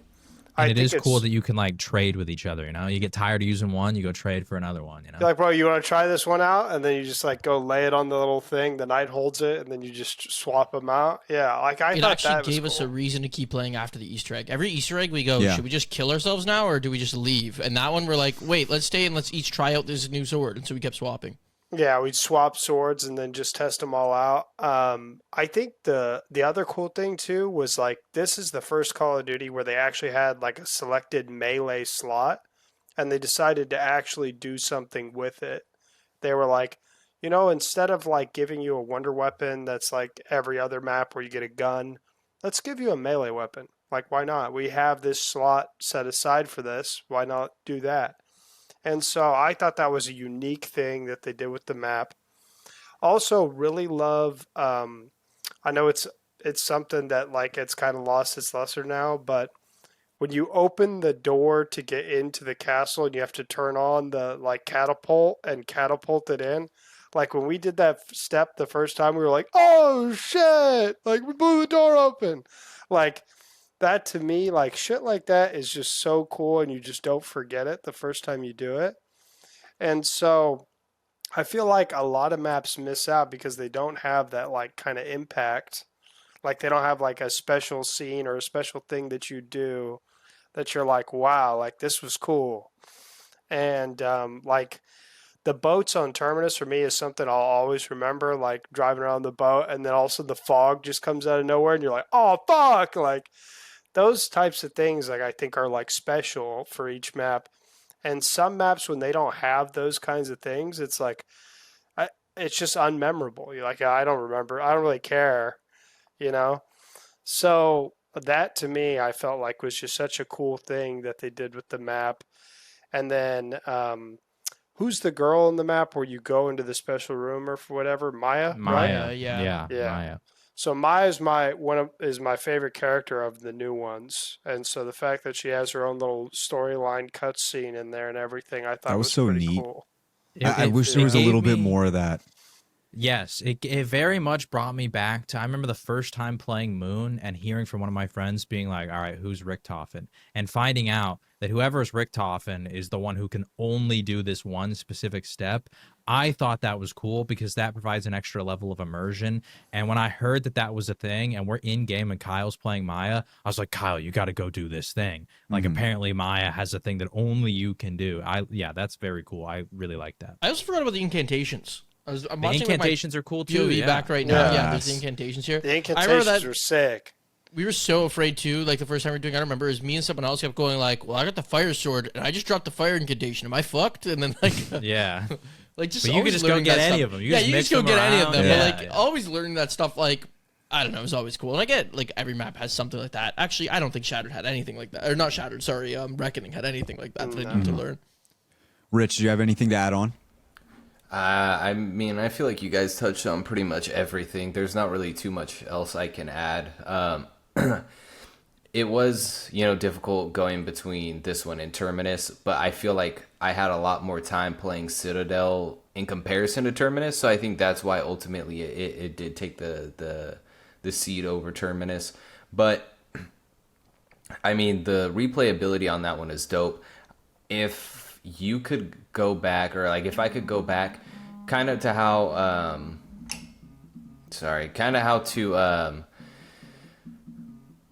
back when we had purchasable DLCs where you only getting 4 maps, if they would have just, off rip, okay, here's Liberty Balls, this is what you have. A month, month and a half, 2 months max later, you have Terminus come out, and then you don't overshadow a map immediately within 3-4 weeks with another dope map. You wait another 2 months, put out that one, and then you just end it with Shattered Veil. You forget about Tomb, you forget about Reckoning. Honestly, that would be a dope lineup. I think so, in my opinion. But Citadel was a fun map. There's definitely replayability and uniqueness to it. So that's why I have it number 2. The last couple things I could add on to it. Number 1, I love the fact that it was close quarters in the bottom portion of the castle. It was what I had asked for before the map came out, and I was really happy with that because I do find it fun.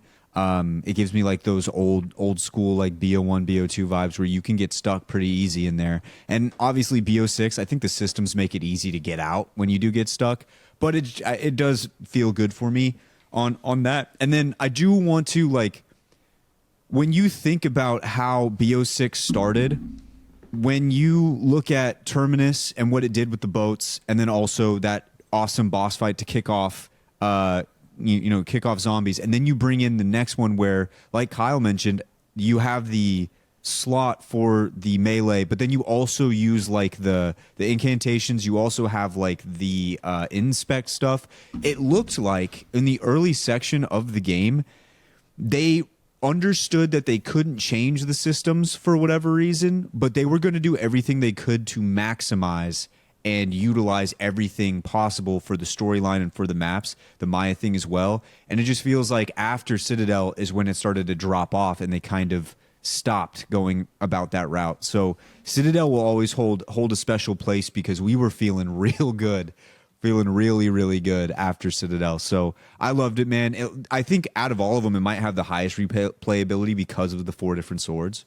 So, I don't think I have anything else to add. It was just a great map. I think it's an overall just great map. I also think it suffers the least from the facility stuff. Yeah.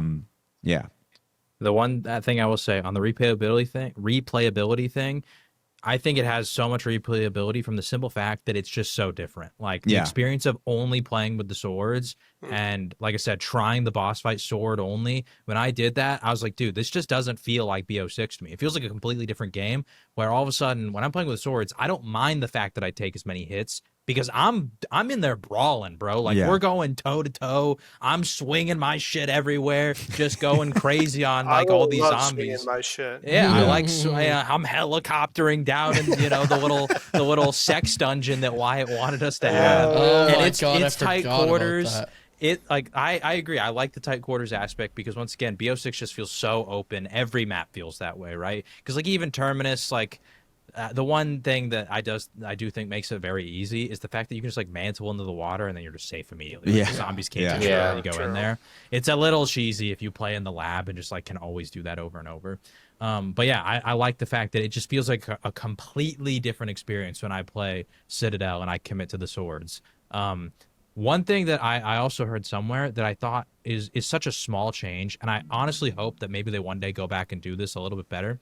I feel like the swords, when you use them, and it's not just the charge blast, need to have a little bit more like aura to them. Because I'm thinking back when like you use like the staffs or the bows, they always had like when I just killed a normal zombie, they always had whatever the theme of that one was like happening. Like if I shot the fire bow at the zombie, it like blasted on fire. But when I swing the fire sword, it doesn't like light them on fire unless I do the blast. So, and that's just a small visual thing, but I think that would be cool to go back and maybe when I swing my sword, as the zombies dying, they don't just like get chopped, but they also have some electrical effects or fire effects or whatever. I think that'd be cool. Yeah. But, so then that was Citadel Veil. Final map. Final map, as we already spoiled, Shattered Veil was the #1 map.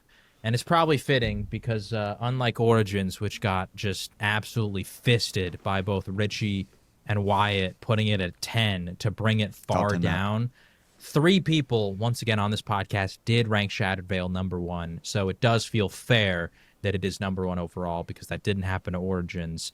I won't lie, when I saw the final rankings, out of spite, I thought about moving Shattered Veil really far down my list to make it not be #1 because of what you did to Origins. But I couldn't sit there and put it below like the Reckoning or the 2. Yeah. I couldn't do that. Who had it one? Was it I had it one. Richie, I Kyle, did and it. Wyatt? Yeah, okay, You had that's right. Citadel, I had Terminus. You and I both had That's what I Shattered Veil at 3. They all had it at 1. No, I figured that like the guys with like bad takes would be like Yeah. not Kyle so Okay. much. Not Kyle so much. but- Okay. I was actually surprised Kyle did. I thought Kyle was going to have Terminus 1 with me because I always knew Kyle was a Terminus guy. So. I am a Terminus guy, but Yeah. I do enjoy that map a lot. Yeah. And then, once again, Okay, I'm go also a into it. sucker. Go into it. Why do you guys love Shattered Veil so much? Well, Dude, it Let could Kyle be. go. Let Kyle go because he just had his thing. Let Kyle go. well, like I said before, I'm a sucker for the maps where everybody can get the Wonder Weapon because I don't want to be the guy that's like, fuck, they got that shit, now I don't get anything. Yeah. But like, everybody can get either the Wonder Waffle or the Ray Gun Mark II, and I always love the Ray Gun Mark II. So, and plus the different variants, in my opinion, I thought were super cool. Not so much the sniper one; that one's kind of ass. But the machine gun one and the shotgun one. If the shotgun one had better range, I'd be using that shit all the time. But the map to me is just like has a cool ambiance, even though it does have like a facility in the bottom or whatever. I like that you're dropped at like a mansion. You start out in the courtyard, you work your way in, and then you get into the building. There's a giant dinosaur just chilling in there.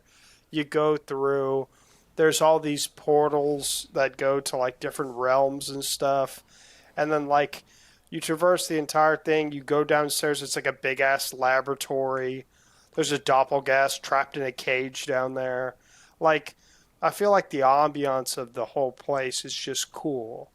And the boss fight also, to me, was like I like boss fights when they feel hard. Because, like, when we did Terminus, we failed the first time. We were like, fuck. I was like, we have to figure this out. Bro, he dropped a spirit bomb on us. Dude, I know.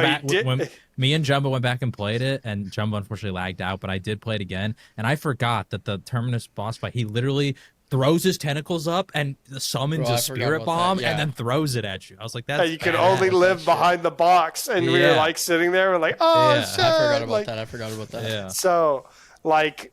that, like, when the boss fights are hard, that's when I'm like, yeah, this is it. So, like, when we play it the first time and the T-Rex is, like, running around and, like, jumping on our heads and shit, and I'm like, oh, shit. And, like, we had to come up with, like, a decisive plan because, like, no offense to Citadel, but we didn't have to come up with a decisive plan. We were like, we see was just armor. because that damn mangler thing. Like we were making call-outs, like we were. We were, like, but once someone popped the mangler for the first time and was like, I'm just gonna go beat his ass. I literally just watched it back. Kyle or somebody. It's me at the end. Me and Jay go down. We have none of our perks because back then we didn't I guess know about the gobble gums that will let us keep our perks. Yeah, so we didn't go in. Up and shit. Yeah, we didn't go in with that.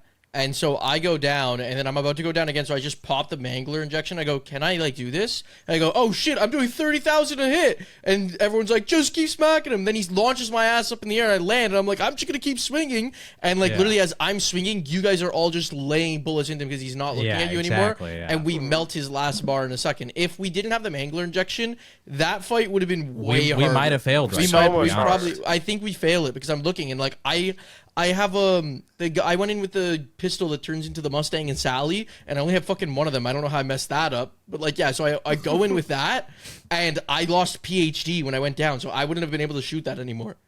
So, but like to me, it just feels like the rest of it was like hard, and so then like, and there wasn't some cheap bullshit like we could use mangler injections, just run up and just smack it or whatever. No offense to Citadel, but I think if we didn't do that, it would definitely be way harder. One of these days, we should try to do a melee only run with 4 of us. We should. I think it would be sick. I watched a guy do it, but he used the drill, and the drill's hella OP. Well, they nerfed it because when the drill dropped, it was like glitched, and you could just demolish the boss so fast. I watched the guy just fucking and he's just doing like 80,000 damage to it. So Citadel, right? the drill came out around I think the same time as Citadel. And so when the drill came out, it was like glitched on the boss fight that it did insane damage. So the guy just immediately runs up and just bang, bang, bang, just over and over. And he just kills it instant. So I watched the guy do that, and I was like, dude, this is nuts. Like, what the fuck? It's better than the sword. But, like, I like the fact that the boss fight was hard, in Shattered Veil, and I like the fact that there was, like, different steps, and I also liked who were the guys that, like, fly around that, like, summon people? What's the disciples. The disciples. I kind of like that they made a return. Even though they're low-key a little annoying, they're not as annoying as amalgams.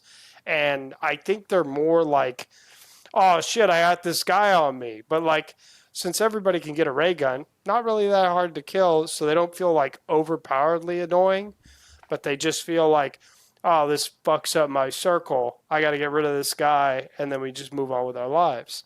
But, like, I thought that the map was very well built. Once again, I like the cool aspect of like you have to get the bomb and blow up the little hole in the wall, and then you go to another secret room. Like. Is there anything else to do with that secret room after the upgrade, though? No. Yeah, it's literally just the purple upgrade. Which but like you could train in there if you wanted to. I guess, but like I feel like I don't know. Maybe I'm like being a little bit too picky when I think about other maps. I guess like.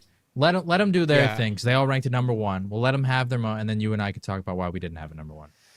But like, I thought the map was like really like had good space. Plus, we got double tap for the first time, and the new double tap machine is sick as fuck. It like shoots you when you buy it and everything. Yeah, and so I thought that like everything that just came with the map was so cool. And also, I'm gonna say.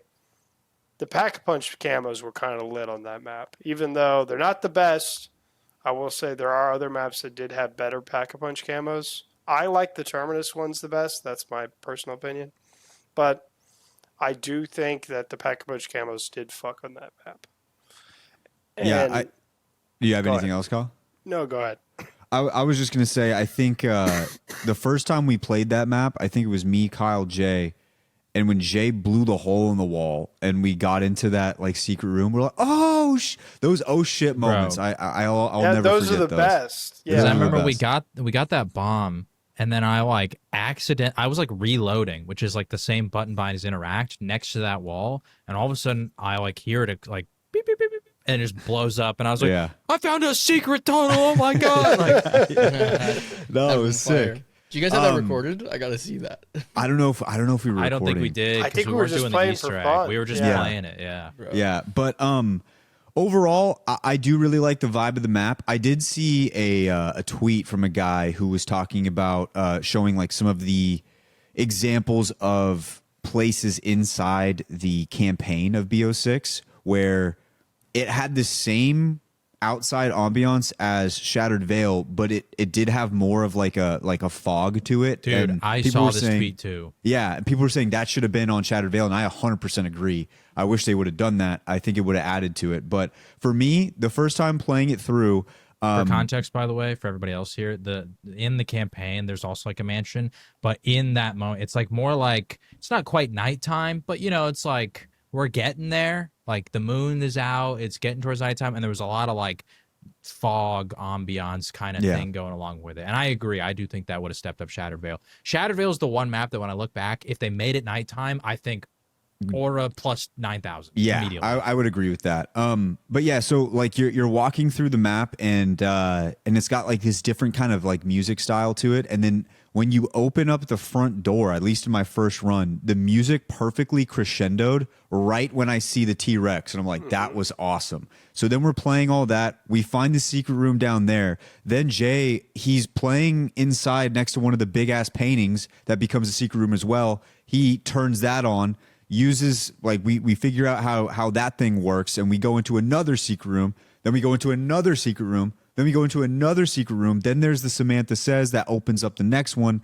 And it was just, it felt like endless different things that were just interesting to me. You have one of the steps where you got to get the bartender. I thought that was super fun. And I felt that that kind of led into that quirkiness that we were hoping to see more of on Liberty Balls. And it wasn't even necessarily that crazy, but I just feel like they could have leaned more into that with Liberty Balls. I felt like Shattered Veil did a good job with that. And then I loved the fact that when you got ready for the boss fight, you're inside the vehicle and he just tosses your ass into the spot, which was really cool. I thought that was interesting. You get to look up and see Richtofen helping you out as you're fighting, and I really liked the boss fight as well. It was super fun, and I think we failed it the first time. The T-Rex absolutely shit on me, and then after that, we came back and we were able to beat it. And I just overall, I felt like it was really fun. The only thing that I have a major problem with, I cannot get the Wonder Waffle. Like, I know there's a way to get it without spinning the box. I've spent hundreds of thousands of points trying to get this thing. I still have not used it. Like, I have not gotten a chance to use the weapon. So, that is what it is. I do think, though, that it was a little too simple on the Wonder Weapon part. That's a lot of these maps, I think. But I do like the fact that a lot of people can use them. And I think, I don't know, I just really like it. I like the vibe. I like how it felt when we first played it. I can still go back and play it nonstop. The introduction of double tap again to the game, I think, adds a huge bonus to it as well. Some of the side Easter eggs are kind of interesting. And I just had a good time playing that map. And it's one that I can just keep going back to. I don't think after, though, I've said in the past, I think there would be only one map I could put top 10 from BO6. It would be this one. I don't know if I'd be able to do that now, because especially now that we're getting into BO4, I've been really having some fun with some of these BO4 maps. So I think I might have jumped the gun on that. But I do think, obviously, I did the it same is my thing with number Citadel. one. Yeah. So, and also, I mean, yeah. like I said earlier, it's just the BO6 systems. I do think Yeah, all the of these systems are maps, tough. no matter what, suffer somewhat from the systems that it's like, we've gotten used to them, but definitely don't love a lot of them. So yeah. So that's basically that. That's why I enjoyed it. Richie, you were the last person who had it number one. Why do you love Shattered Veil? I think I have the most hours out of BO6 playing Shattered Veil, and honestly, I love the replayability of that map. I know that there's a few spots to train, all this and that, and there is that little bit of facility aspect to it underneath. But to be honest, I don't go down there unless I absolutely fucking have to, because I love the vibe of the rest of the map. I do love the boss fight. It was definitely way harder, in my opinion, than most of the other ones. Terminus, obviously, we did fail that one too. So the two boss fights that we fail, I mean, I think it was definitely worth it, and I would 100% replay the Easter egg. I just think that it's got a good vibe and a good zombies feel to it. I do think, yes, if it was nighttime, it would be even better.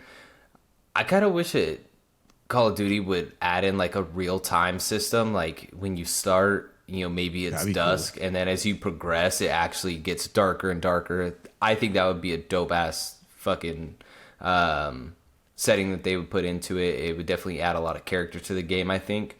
But, I mean, overall, I don't really have any complaints about it like I do with the other maps. And that's how I knew with it was definitely going to be at the top of my list, because I don't have any complaints about it. I really don't. I love it, and I 100% would go back to play Black Ops 6 for Shattered Veil over, obviously, the fucking Tomb. Love that map. It's a great map.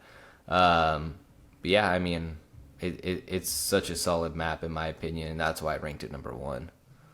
All right, you guys. I'll be quick, Jay. So I'll go first. 'Cause I already talked about my stuff. Like I said, just the repeat. You might say the same things as me. So yeah, well, like because I already talked about a few things, and I don't know if I will because I didn't have the same experience with the fact that I didn't play the Easter egg. So that's where I know like some of my own like personal play like comes in that like I haven't had the opportunity to do that, and I also don't have a ton of like hours on Shattered Veil. Like I played it the first time like last week with Wyatt, and I don't even know if I actually played it a second time. Like yeah, no, I haven't. But like I don't think it's a bad map. I enjoyed it. I had fun playing it. I liked getting the guns. I liked being able to use them, even though we didn't get the Wonder Waff, but I've used that before, so not too worried. And I guess that's my thing. Like, it doesn't excite me to go get the Wonder Waff, and maybe it would excite someone who didn't play Black Ops 3 or, like, any of the other CODs as recently as last year, but because we did, like, it just didn't excite me. Like, it doesn't hit a nostalgia factor because it's not like I haven't been able to use this gun in 10 years. Like, I just used it. So it's like... Yeah, so anyways, like, you know, my thing with all that is that that repeat stuff, and then the other things of the map, like, you know, the secret rooms are cool, like that was interesting and everything like that. I like the vibe of it. I did like the layout. It was fun, but it just didn't do enough for me to put it above everything that I think Terminus had and everything that Citadel had that just made the two maps feel really, really unique and stand out in the Black Ops 6 system.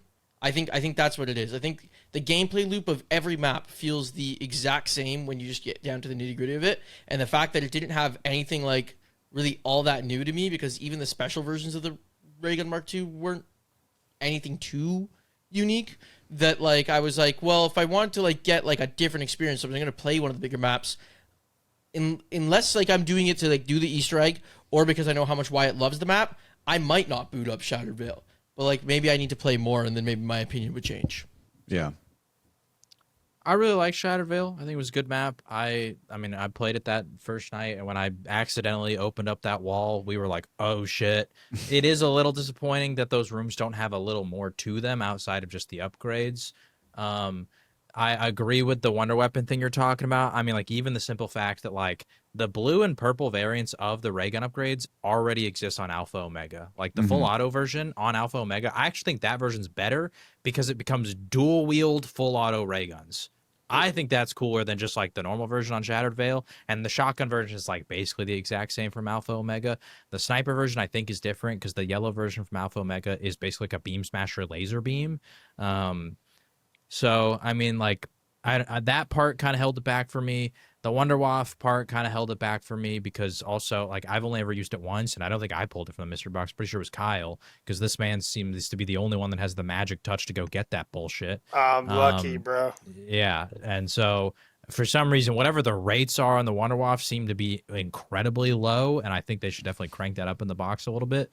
But even then, like, once again, I've used the Wonder Waff before, and I haven't really thought about this until, like, earlier before we started recording, that when I actually look back on this map, some of the biggest complaints I've had are, like, not a lot of originality when it comes to wonder weapons or, like, the boss zombies.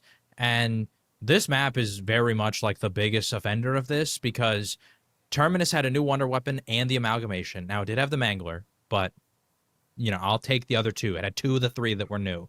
Reckoning had a new wonder weapon and 2 new versions of, like, the boss zombies of the Klauses. So at the very least, it had 2 new, or all 3 were covered in the new. Citadel had the Doppelgast and the swords, so those were both new, but it also brought the amalgamations back, so it had 2 of the 3. This one, the Disciple, was in Cold War. It did change the way it works a little bit, because the Disciple in Cold War makes the zombies become like these suicide bombers that like sprint at your ass. But it feels like those were almost sort of replicated in the toxic zombies. So the Disciples from Cold War, I've seen the Ray Gun Mark II and variations of the Ray Gun Mark II before, and I've done the Wonder Waff before. So like all of that feels the same. And they have Doppelgasts on the map, and they have amalgamations on the map. If the Disciple can turn the Parasite into a Doppelgast, and then you don't kill it fast enough, it turns the Doppelgast into an amalgamation. And when you try to exfil, it just randomly spawns an amalgam and throws them at you. So this map feels like the biggest offender of my biggest complaints that I have had about this game.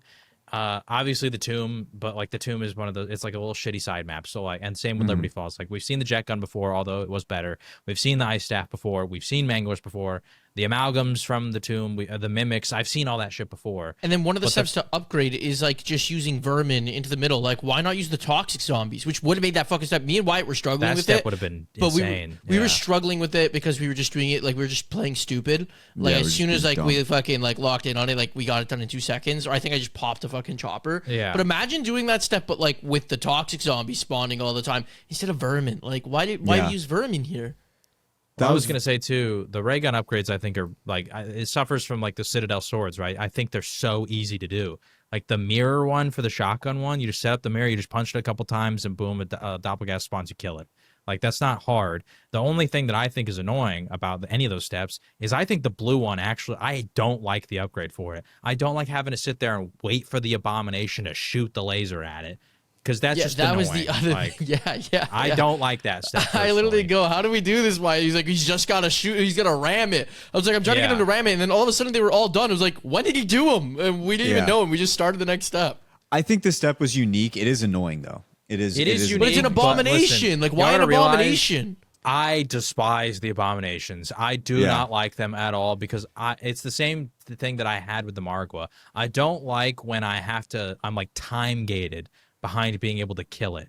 If it's like hard to kill, I got to shoot the shields off of like the Uberklaus. I get that. But the fact that I have to wait for them to open their damn eyes or mouth or whatever the hell that thing is, I do not like that because you do almost no damage if you don't do that. Okay, but the Margwa, at least in Black Ops 3, when I was watching back some of our stuff, is intimidating. Like you're because, like, it becomes way harder each time you kill one too. It gets like faster. Yeah, that shit's tough on you. You have to have like a good, like you have to have the shotgun, or you could use any gun, but the shotgun really helps you if you have it in that situation. Yeah. Abominations don't concern me at all. And I don't care if I'm on round fucking 20 or round 80. True. They don't fucking bother me at all. They're just I just have to kill them. Yeah, no, it's not like a skill thing or a difficulty thing. It's just the fact that, like, and I was going to say, too, with the Margwa, one of the difference makers of the Margwa, too, is you can technically shoot all 3 of the eyes instantly and, like, demolish it. Like, if you have the shotgun that shoots super fast and you're, like, skillful enough, you can, like, insta-kill a Margwa. You can't do that with the Abomination because it opens one and then it blows up and then it gets mad and it runs at you. And you got to wait for it to slow down and do its little, thing again. And then it opens the next one. Like, I don't like that at all. The Margwa forced me to switch to M&K on Black Ops 3 because the aim assist was always taking me away from the Margwa's head. And I'm like, I can't. I need to, like, fucking aim at his head or I'm going to die in this situation. Yeah. So I swapped off. Yeah. Anyway, those are the only two things. Those are the things that really hold back Shattered Veil for me. I feel like if they had a unique wonder weapon, if they had unique boss zombies, and they made it nighttime, I think I'd be significantly higher on that map because I really enjoy almost everything else about it. But you guys know, I'm a big wonder weapon guy, so that really like kind of takes me out of it. That I've done those before, and yeah, it's just I've played the Wonder Waff so many times, bro. Like it's not like that enjoyable once you've used it. I just want to try it, but no, yeah, you want to still try it. Like, so much money. I wanted to try it too, but once I used it, it's like I'm dog. good. Just let me play with you. I'll get it. Let Kyle do it. He gets it for some reason. He's gonna. Yeah, I know. He's done that our entire Zombies career. But okay. Let me quickly ask you: I guess like we played everything pretty recently, but do you think it hits on a nostalgia factor for people? Do you think people are like, oh my god, I love that they brought the Ray Gun Mark II back because I haven't got to use this in so long? I guess, right? Because it was in Black Ops 4, but that was still a long time ago. So I guess it would for some people. Mark II is not in Black Ops 4. Or no, where was it? Where's Alpha Omega? Is that Cold War? It's in Alpha Omega. That is Black Ops 4, but it's only that map. I don't think it's all the other maps. Everything. Okay. Yeah, but like, and I could be wrong on that, but I don't think it is. At least it's not on the Chaos maps. I know that it's not for any sure. of the other ones. And I guess Ray Gun Mark II is not. It's in Black Ops 3, right? Why am I? Yeah, it's Is it? Because Ray Gun Mark III is on Gore Rod, but I don't think it's in. Ray Gun Mark III is on that one. I don't think Ray Gun Mark II is on. I think not. It's just BO2. It was originally inserted from Buried. Yeah. Well, and then Barry put it on every map. All the maps. Is it on? No, it's any not. BO3 maps? It's not on BO3. Because I know that I hadn't used it too much, and as you guys know, like BO2 Zombies is the one I played like the least out of every Zombies game. Not counting as Black Ops 4. Because even BO2 Origins doesn't have it, right? No, it's not on BO3 Origins. No, I don't think it has it. It's not on BO2 Origins. No, I don't think it is. I literally think it's just the staffs. That's why people use the starter pistol. weapon, the Mauer. Yeah, Because- Is the ray gun even on BO2 Origins? That is, yeah. The original ray Okay. gun is. Yeah, the original. Okay. I guess I guess I was just wondering like if it hits the nostalgia factor, because I guess like to me like the Wonder Waff's been brought back enough times now where it's the OG weapon. I like it, but I don't know. It's They just did like, a lot of that, and when we get into the next Yeah. section, we're going to talk a lot about the nostalgia bait type thing. For me, I just wanted to see if they changed the spread of it, because like in certain games the Wonder Waffle has been better than in other games. I just wanted to see what it was like. I just can't fucking get it. So the thing is, the old version. I love the Wonder Waff, but like I think, and maybe it's too strong to be the secondary weapon, but I'd be cool if like the Wonder Waff's the secondary Wonder Weapon on the map, and then like there's like don't change it, don't make it weaker, but like make it the secondary Wonder Weapon, and then have like your primary, and maybe since you could upgrade the fucking the ray guns, it is that, but like realistically it's stronger than them, so it's not at the end of the day, if you especially if you could craft it yourself. And the only reason I say that is like they even marketed this game, they sold like a $300 Wonder Waff like model, which I even said to you guys, I missed that shit, and if I saw that, I would have bought it. But I think I would have bought it just because I'm a Zombies fan, and not because it was going to be brought back in Black Ops 6. I also think it was crazy that hang they, it up. yeah, like I would have put it over here somewhere and finally put something reasonable on this shelf instead of a mess of. There's a fucking Makurshka doll right there. Like I don't know why I have that. Oh yeah. That's not a Zombies one. It's Toy Story. Anyways, like, but like, yeah, like I would have had it, but like, cause I like it and like I like the game, but not because I cared for it to be in BO6. Like they really hyped it up. Yeah. The Wonder Waff is iconic. I love the Wonder Waff, but I feel like when you just keep bringing it back, it's like, come on, man, like let him rest. Like we don't need to keep doing this. Like at some point, can we just come up with some new shit? I might have been more hyped for the Thunder Gun. No, actually, I know that it came back in Black Ops 4 too, huh? Yeah, so no. Well, yeah, it did, but the Tundra Gun in Black Ops 4 is actually, it's very weird. It doesn't feel like as good as the Thunder Gun, so it actually felt a little disappointing that they brought it back. It's I'm not ass gonna lie. compared to the regular Thunder Gun. Whereas, like on that same map, they do a new version of the Scavenger, and I think it's actually like way better in that version.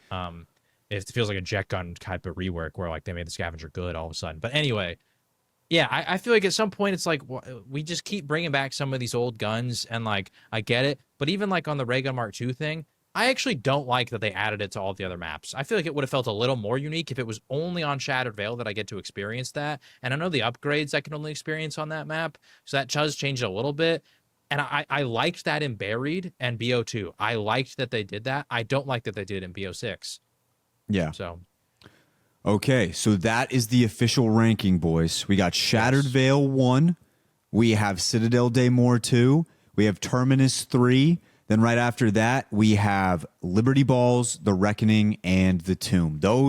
That is how we ranked it collectively throughout the entire one. All of us had different rankings according to Jay, and we all had certain maps in different places, but cumulatively, that is the official ranking for Pack-a-Pod, boys.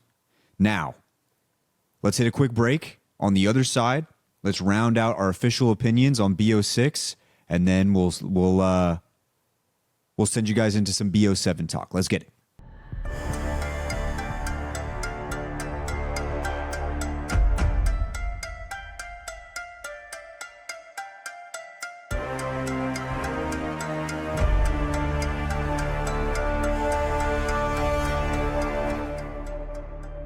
Okay, Black Ops 6 overall thoughts. Now, like we've mentioned earlier on in this pod, we have certain opinions about this game and where we stand with it at this point. We just went through the maps. We have our feelings about the maps. And really, I think there's just a few things that hold this game back. And I think at the very end of this, we can kind of give each individual full-fledged opinion on how we felt about it overall. But let's kick it off. Let's go through some of the things that held it back. Let's talk about some of the things that we liked. Jay, you want to kick it off with your first one here?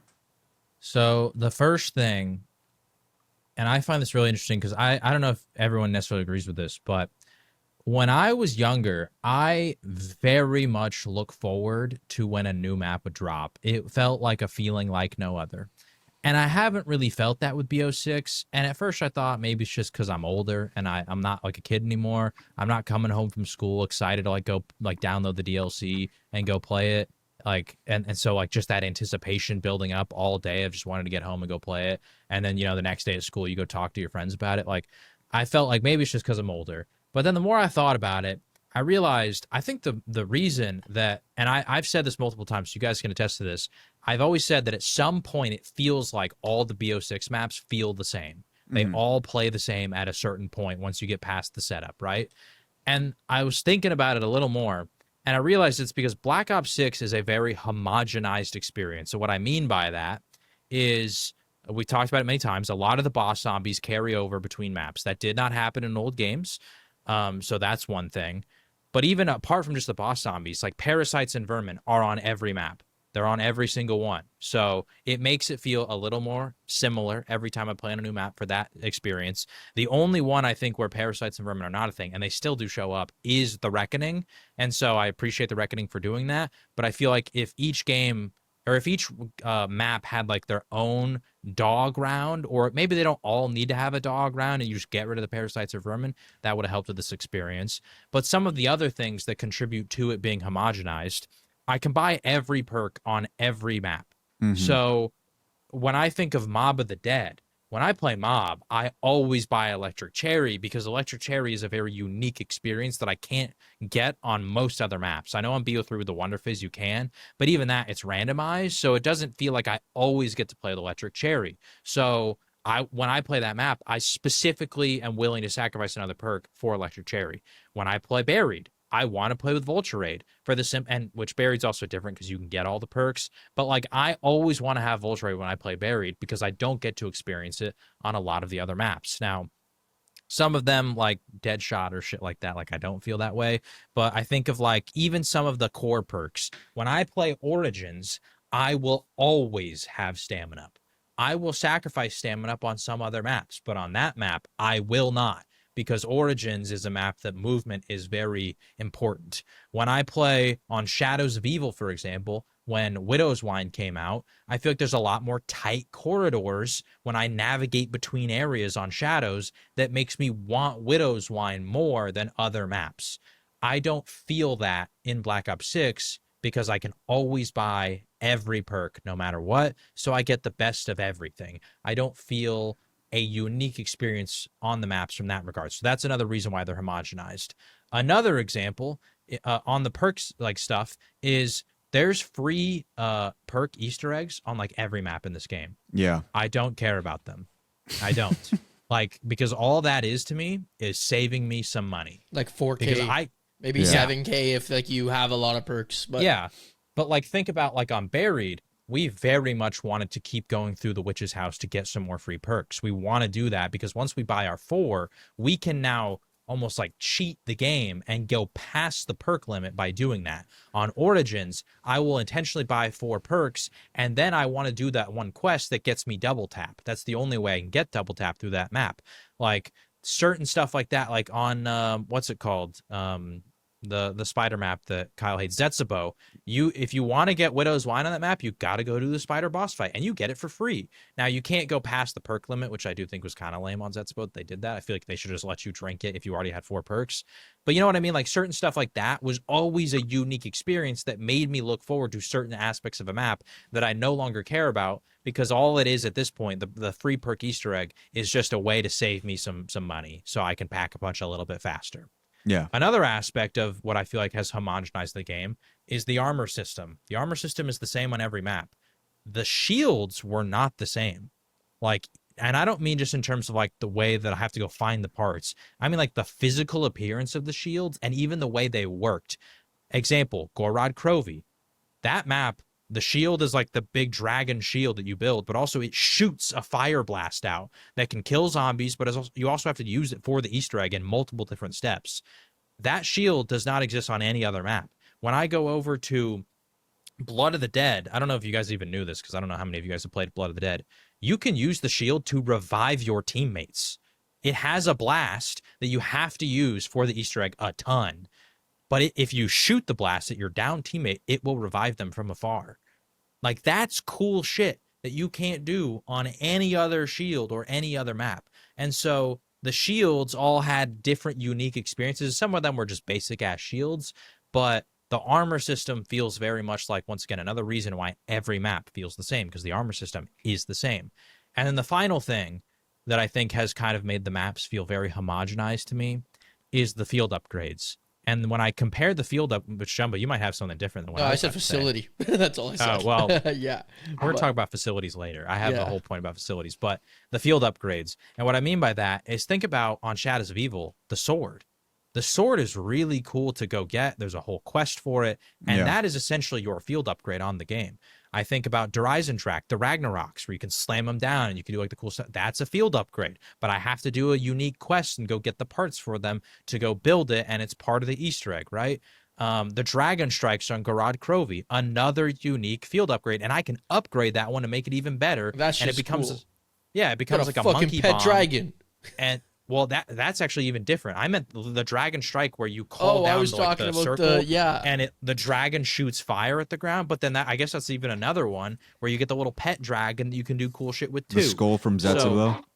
The skull of non-stop way, yeah. There's like all these cool, unique like field upgrades that have existed in old CODs, where in this COD, I just pick which one I want before the game. You can swap it mid-game if you want, but I usually just am going to use Frenzied Guard or Ether Shroud depending on what map we play, or depending on if I'm going for like a melee build, and then it's just the same experience every time, where in the past, the maps had unique, interesting field upgrades. I say all that to say, I feel like BO6 had some very easy ways to make some of these things feel a little less homogenized. For example, let's say we're not going to budge on the field upgrade. We're going to be able to pick it the way it is. In the Easter egg for Shattered Veil, Ether Shroud specifically is required. You have to have Ether Shroud. Imagine if on that map only there was a quest to upgrade your Ether Shroud that made it last way longer. You know what I mean? But only for that map. I feel like that would be something that would make the experience of Shattered Veil and Ether Shroud feel way more unique compared to the old maps. But yeah, so that is my little rant about how I feel like the game is very much homogenized across the maps. And it, like I said, it makes me feel like at some point they all play the same. So just a quick recap for all of you. The boss zombies carry over. We've talked about that. I can get every perk on every map, so I don't have the old unique experiences like Electric Cherry on Mob. The free Easter eggs, or even like popping a Perkaholic, do not feel nearly as impactful, because back in the old days when I popped a Perkaholic, I got every perk. I couldn't do that naturally on most maps. So those things feel way less impactful now. The armor system, as compared to the shield system, feels way more homogenized, where the shields had like cool, unique abilities, and you had to go build them. And then the field upgrades, like the Ragnaroks on Horizon Track or the sword on Shadows of Evil, those things were all, I think, way cooler than just picking Frenzied Guard before the game. And it's the same on every map, no matter what I use it for. So, what are y'all's thoughts on some of those? I think you hit the nail on the head about what the main, probably biggest problem is the homogenization. Because earlier before we recorded, I was thinking the exact same thing about just the perks. And then when you bring all the other aspects into it as well, then it really starts to set in. Okay, they're it's all the same small, everywhere. but they stack up on every map, and you're like, no wonder it feels the same, because all of these things are the same on every game I play. I'd even have two things I'd add to it. Is one, and I thought of these guys you were talking, because like my big overarching thing was just like, the gameplay loop of every single map just feels the exact same. You don't like the fact that we got rid of the 4 perk limit thing. And then the Wonder Fizz isn't random anymore is probably one of the lamest things I think about like Black Ops 6, because I used to fear hitting the Wonder Fizz, because I was like, what if I don't get something I don't want? But then I was like, I'm gonna what waste if I my want money? Yeah, right? Yeah. Like now, like, so anyway, so yeah, there was that. The other things I would add is the starting rooms. Like, you want to talk about like things feeling unique, you can go look at a lot of like the old maps, and the starting rooms all had like some sort of uniqueness to it. Like, and this was more of an Origin thing in general, but like you have that starting room and you have a generator right in the room, but then you also have like all that quest stuff and stuff like that. I've been watching a lot of like starting room challenges recently, and it's pretty cool about like the different things that happen in different starting rooms. Buried, when I was going through our buried Easter egg today, and the fact that there's the starting room, you could be at the top and you can make that little skill jump, and if you stay up there a little bit and get 2k points, you can get yourself an LMG right off rip. Moon is Area 51, and you could stay there and rack up points, and if you're fucking good enough, you could get Pack-a-Punch before you start round 1, but you could also get Jug, and like, or you get a bad roll and you get Speed Cola, and you're like, shit, I could have Jug off rip, and now I got Speed Cola instead. There's that. There's like, the starting rooms are all just like, you're in the area, buy your doors, and go next. There's that. And I know a lot of Zombies maps in general have all been like that, but it's just still a matter of like, not even one map felt different here. They didn't even try to do something unique with the starting rooms. It was just all that. And then the next would be like the death of the mystery box, or like, which would be loadouts, which I know isn't a BO6 thing. It's like, I think it was Cold War. I don't know who started the fucking loadout system, but like, actually BO4. Technically BO4, but it wasn't full-fledged loadouts. There's like specific guns you can pick to start with instead of a pistol. Yeah, that's right. We were just playing that the other day. But I guess like my thing is like once, and you know, I guess I could challenge myself and just go in with a shitty pistol and then just use the mystery box to like build up my thing on the way through. But I guess also too, like the death of the mystery box isn't just loadouts. It's loadouts. It's the ammo crates around the map. Because now, like, why do I care to hit the mystery box so much when I could just buy wall weapons, have my loadout for like my zombie weapon, and then like just get ammo either off the wall or off the bins there, right? Instead, and then like, you know, I might as well just use whatever the best shotgun is to shred out the bosses and everything like that. Or special zombies. I might as well just use the best sniper that I could do that as well. Like, I don't really care to use any other guns after that point, because why not use just those best ones? And there always was a meta. Like, whenever we like, I'm watching all of our old things, or like we all got excited when we got a fucking dingo, but like, but had the fact to get that the we dingo. had to get it If was not, a challenge. Yeah, and like, you know, like I might like hit the box a couple times. Instead, I get an ICR. So I'm like, the ICR is good enough where I'm gonna run this. So I'm not using the dingo now, and now my game's suddenly different. Whereas like, I'm just using the shotgun from round 1 to round whatever, because I'm just gonna level it up to orange, triple pack it, and then that's it. And like, I might get an XM4 off the wall because I know I have a good kit and it's reliable, right? And so when you talk about the box too, let's not forget, like, after round 30, almost every weapon comes out gold already. So then you already, something that the mystery box was very boom or bust, you've already limited it by allowing you to buy ammo just about everywhere on the map. By the way, there are so many ammo crates around the map. There's so many, you never have to worry about it. On top of that, now you've added in another aspect of like, you're just going to get a gold weapon. And that's a great point that I didn't even think of. There's also Easter egg steps. As I've been watching our old Easter egg steps and doing it, like, I think it might have been a little bit too extreme, where like a lot of the steps in like BO1 and like and such like that were all like, you have to get this item out of the box, and so we're spending round after round just spending tens of thousands of points hitting the fucking box, and we're like, when will this end? And so like, that might be an extreme, which they obviously did start working away with, even though in Black Ops 3, like, we still needed little Arnie's for some steps, you still needed this, so like, you still had to use it. But like, now literally everything is craftable, and like, they even everything's on the map. Like you need on Citadel Veil, you need fucking you need tomahawks for one step. Yeah, there's the one and step there's where just you free need tomahawks on the map. Yeah. Like, you need concussions. Yeah. Like, that's there. Like, you never need to go hit anything out of the box. Like, oh, we need nut monkeys for this step. Who's got enough salvage to craft monkeys? Who's got enough this to do that? Like, there's no point for the box. We could go a whole game, and if you don't tell me where the box is, I probably won't give a shit. And I think that is such a core thing of Zombies, and especially like mixing up the gameplay loop, where it's just, it doesn't matter. Like, you like it's really taken away from the game. I was literally about to say, I don't think I've hit the mystery box in Black Ops 6 in months. Like, I legitimately cannot remember the last time I hit the mystery box. I did the other day because, like I said, I was on like round 40 of fucking Liberty Falls. I was like, I kind of want the Thrustodine, but I forgot to go do the Valve step early, and I had Frenzied Guard on, and I learned only recently you could switch mid game, so I didn't switch to fucking. Can you actually switch, or do you have to save and exit to do it? No, you can literally pause and it says change upgrade. All it does though is it fully gets rid of whatever charge you have. So anyways, so like I started hitting the box, and I think I went 5 rounds in a row, and I think I spent close to 100,000 points and could not get the Thrustodine, so I just like literally exfilled and ended my game. Yeah. I think those are two really good and solid major points. I didn't think about the mystery box one at all. And that is like, people talk about like they miss the Windows thing and they feel like that was a core part of Zombies.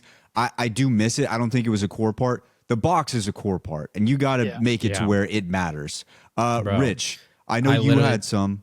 Oh, go Real ahead. quick, I literally wrote the mystery box thing too, and the thing I wrote was, remember the excitement you found when you got a good mystery box like spawn. When Yeah. like Yeah. on Kino, before people realized, like, because something, when you're a kid, you're kind of dumb. You don't realize you can just like see where it is on the little board. And so I remember playing, and all of a sudden you like go to the right. What'd you say? I knew about the board. I always read the board. Maybe you're a little smarter than me, as a child. But well, actually, we already know you were, because we talked about how you had way better grades than I did as a kid. But Yeah, we anyway, went into all that. so but I remember That's the the excitement Canadian I felt. school system. Yeah, there it is. I remember the excitement when I went like to the right side of Kino as opposed to like going to the left. There is that, and the though, mystery yeah. box is on the Yeah. right, and you're like, hell yeah, we Yeah, got the yeah. box, bro. And then like the same, like Kyle brought it up earlier, of like when you hit the mystery box and your friend got the ray gun, we all had that moment where like, you piece of shit, like you get pissed because your friend got the thing. That just, I don't like, that doesn't exist anymore. Like you said, the box is dead. It's Not to dead. mention the ray gun sucks now, so I don't care. It's like, you got the Yeah. ray gun, haha, my fucking maelstrom is actually better, so I don't really Yeah. give Yeah. a shit. But Make water weapons good again. is That's there all. Make is there weapons any good like again, even hashtag. tough mystery box like location? I don't hit it enough to really know, so I've never maybe seen every mystery box. But like, for example, when you guys were doing the transit step and you guys needed to get the mystery box and you're traveling around the whole map, like, sure, this is frustrating, but when you guys had it at farm, you died every fucking time because you were trying to hit it 'Cause and it's you would shit really spot, push bro. it and you really It's needed in a to like shit get the stuff, spot. but it's in such a shit spot you guys died. And like, there used to be risk, and I don't. Is there even a spot Buddy, that's risky? there's like, no I don't difficult care. anything location in Yeah, BO6. I guess. There's nothing that's difficult. Because like, No, yeah, they've like you it's a liked lost the art. box on the right side of Kino because you could hit it in the dressing room way easier than you could hit it in the alley. So yeah, like, way easier. Way easier. Yeah. Rich, I know you had some stuff on BO6 and how you feel about it. What's made it feel different for you? What is something major that you could add on to? Yeah, so right off rip, we're gonna go with the points system is one, trash. The salvage system, trash. The overall feel of it, honestly, fucking Trash. honestly, it's trash. So, reason why I bring up the point system, okay, you know what's so fucking dope? The fact that now, because obviously, yes, you can buy all the perks. That's super dope. You get everything, all you want. Doesn't matter. But the problem is okay, it's round 15. Do I really want to spend 8,000 fucking points on a perk that I probably don't really need just to kind of hopefully not lose more perks than what, or lose like all my good perks up front if I happen to go down? The salvage is stupid because what's this whole thing about having your guns be just super ass off rip? Oh, pack a punch doesn't really matter if you can't get your gun to orange or to gold, like whatever. It's such a stupid idea. And essentially, I think the way that, or the reason that they're doing this is, one, Activision knows that, or sorry, Treyarch knows that they're never gonna focus that much time and effort into zombies. It's not a main moneymaker like Warzone is. So why are they gonna invest unique methods to a game mode that a lot of people honestly don't necessarily play, right? They may pop in just to kind of see what it's about, but they're kind of forgetting about their core fan base. So they've become definitely very money hungry, and the fact that, okay, let's just add these Warzone aspects to it. Obviously the shields stupid. Dumb. Because you have jugs. That's all you ever needed back in the day. Okay, well, rather than focus on, oh, well, you need shields now, just if you want to You give mean us the more plates? Is that what you're talking HP. about? Yeah. Okay, because when you're saying shields, I thought you were talking about like the Yeah, my BO2, bad. BO3 shields. Anyway. No. So yeah, plates. so Yeah. when you have to deal with these armor plates, it's like, bro, are you serious? If you want to give me more HP, just give me the fucking boost on jugs. Like, just give it to me that way. Well- there's just like nothing that feels difficult about this game mode at all. And to be honest, it's never really felt, I guess, that difficult because I put in a lot of hours to get good at the game. But it's so easy now that it's like everything's all about saving your points, spending your points wisely, right? Like, am I gonna be able to afford a triple pack? Within the next 2 rounds, it feels very very pointless. Mm-hmm. And you mentioned 2 big points right there that Jumba had already mentioned with the mystery box, which is you've made Pack-a-Punch something integral to zombies feel less like needed, because now it's more like you have to. Pack-a-Punch itself will not get your gun to be good. You have to also get it to orange. So you've taken another aspect that is integral to zombies and you've made it dumbed down. You do the same thing with Juggernog, another essential part of zombies. You've dumbed it down. There are games where I don't buy Juggernog till like round 25 because I have armor plates. I can buy the triple armor plate and I just run. And like you've taken 3 major parts: the box, Pack-a-Punch, Juggernog. I think if you walked up to any Zombies fan and you asked them, like, name 3 things that come to mind immediately when you think of Call of Duty Zombies, they're going to say Pack-a-Punch, Juggernog, Mystery Box. You've taken those 3 things and you've absolutely dumbed them down and made them not feel like they're needed. They'll say ray gun too, and the ray gun's ass in this game. And the ray gun sucks. The ray gun's awful. Yeah. The ray gun's ass. So yeah, I mean, you make a really good point there too, and I think it just keeps adding to the fact that certain aspects, the main like integral aspects of zombies over the years, have just been kind of kicked out the door. And it makes me wonder, because we're pack-a-pod, are we triple packed? No. Right? Are we double packed, or are we just single packed? I just want to be a single pack. I just want to be a podcast. single pack. That's all I want. We're OG pack. The only thing I want to care about is if this map's Pack-a-Punch camo is cool or not. That's all. That one pack. I don't want to have 3 variations of Pack-a-Punch camos, and they can't be creative with them. So what do? They make one of them beans. Like, I don't want to do that. You know, We don't want beans. I don't want beans. And, I don't want beans. Yeah, I just miss when like you would Pack-a-Punch I don't guns like and shit would be different too. Like you feel like it's like a power fantasy. You know, you feel powerful all of a sudden. But also, like, yeah, we had it with like the Mustang and Sally coming back, or like the scavenger type sniper, and that was it. That's where they drew the line. I guess some guns get like Dragon's Breath, but you could just fucking equip that. But like, yeah, I'm talking about like how back then you might Pack-a-Punch something, and now you got a grenade launcher on the bottom of your gun, right? Or like, I'm just trying to think of like some other examples of it. Like the first time you did the Mauser from the Origins, Mauser from bro, Origins where is a great like, all of a example, sudden you where it's like like- have the ray gun thing where you can like move with it. Yeah, and that shit, and like now that was like a different way that you upgrade your starting pistol, but everyone says that that's like the best gun on the map, right? Yeah. Like Yeah, people Kind love of that a shit. dumb one. When you upgraded the ballistic knives, you could revive teammates. revives, no, yeah, or Yeah. the crossbow, and like the crossbow works as Crossbow monkeys. become monkeys. Like Yeah. that's exactly what I'm talking about, though. Like, just none of that matters. I like that you can pack a bunch of knives. I think that's cool. So like your knife actually matters now. Like that's something I really like about Black Ops 6 to add it back in. But like pack a bunch, like with the triple pack system, I thought like, okay, maybe when I triple pack, once I get to triple pack, I think I remember asking you guys because I didn't play Cold War and shit like that. I was like, does like something else happen in triple pack? And you're like, no, it just gets stronger, right? Yeah, like I that's think- it. I think the triple pack wouldn't be as bad if it's not for the fucking gold, green, blue, purple bullshit. I think that makes it way worse. I was gonna say, bro, this is just like the war zonification of zombies. Like we all know it, like the plates and all that bullshit. But like when I think of like the salvage and everything, to me that's them trying to be like, okay, in battle royales, you got to go loot up, you got to go find like a gold tier scar in Fortnite, and so they're like, let's make a gold tier gun in zombies. You know, you gotta go find a bunch of salvage and you gotta go upgrade your gun, and you feel like, oh, this is more powerful.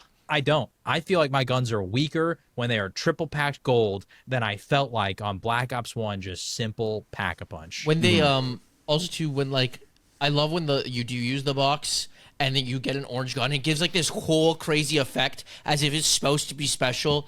It's not. I don't give a shit. I'm like, great, Especially it's orange. with Vulture in the Like, game now. Like, who cares about salvage? Yeah.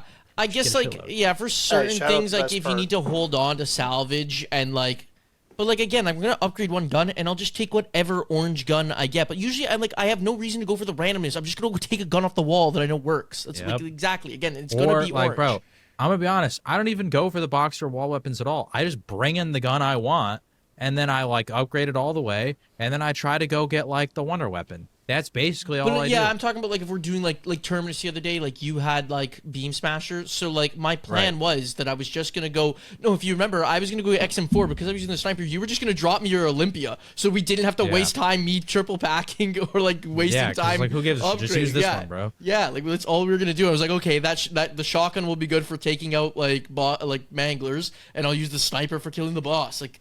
Because like, I guess that's the only thing packing does. Is like if you have snipers, it does increase the fire rate of all of them. Yeah. Cool. Yeah, I just think the entire world building aspect of zombies has been kind of taken away from us. I mean, if you think back to early Verrucht, where 2 guys are on one side of the map, 2 guys are on the other. Jumba mentioned all the other ones where you're loading in, and I think one that he missed was Ascension. It's fucking black and white. Black and white, and you have the dildo in the middle spinning. Like there's and it's just something swinging different. around. By the way, that would be, I think, a decent piss circle.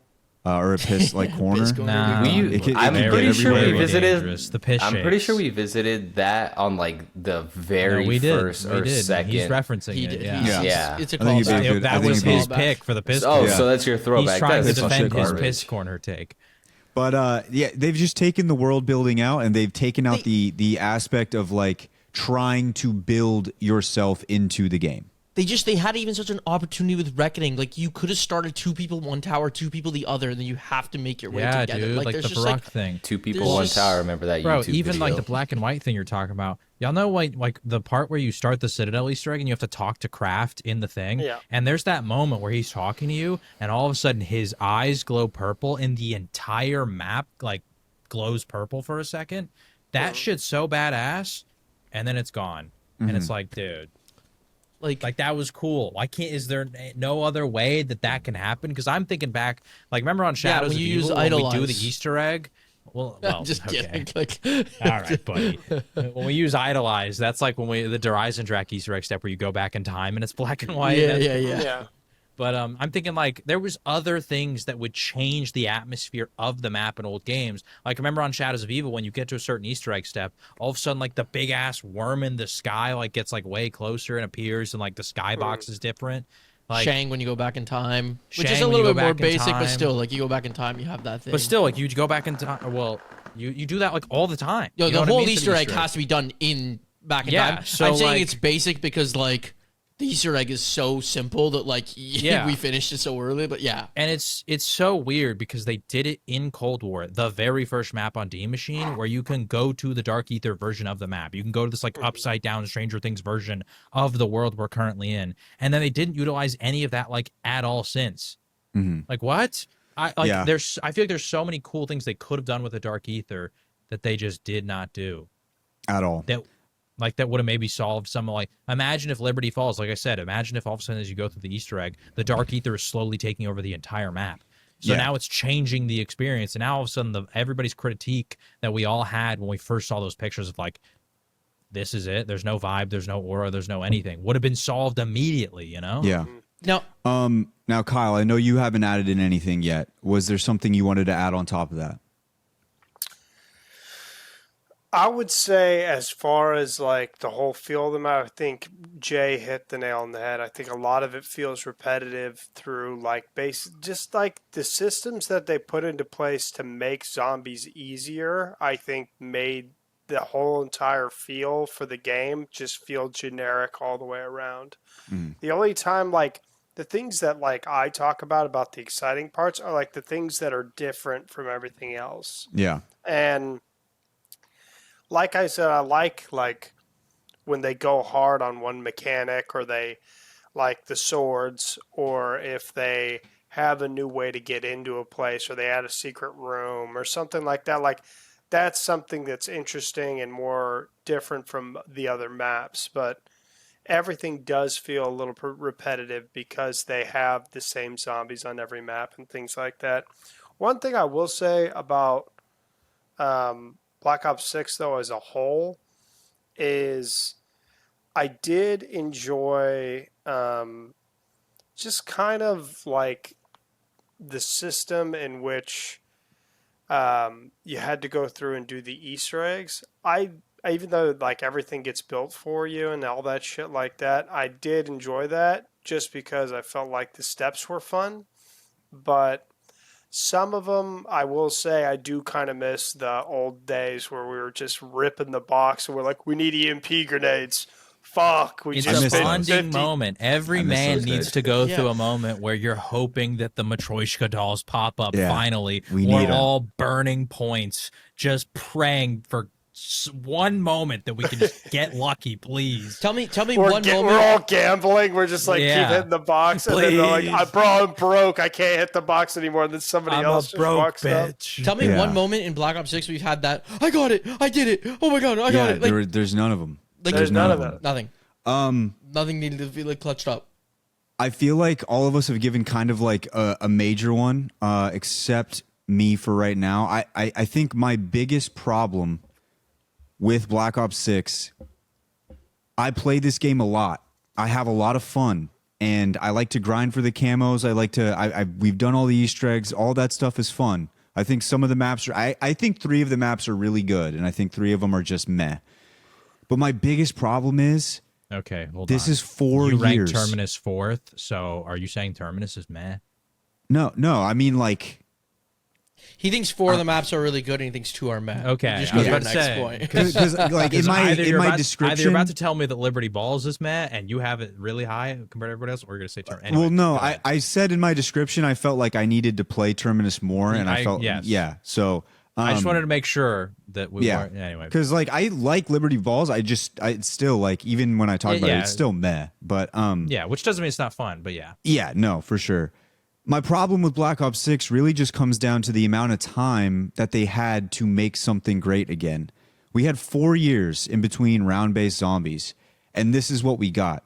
When you look at the jump from World at War to BO1, BO1 to BO2, BO2 to BO3, and even BO3 to BO4, which I feel like they're very similar, but there is a little bit of difference in them, there was massive changes in the systems, and we didn't get any real changes in the systems from Cold War to Black Ops 6.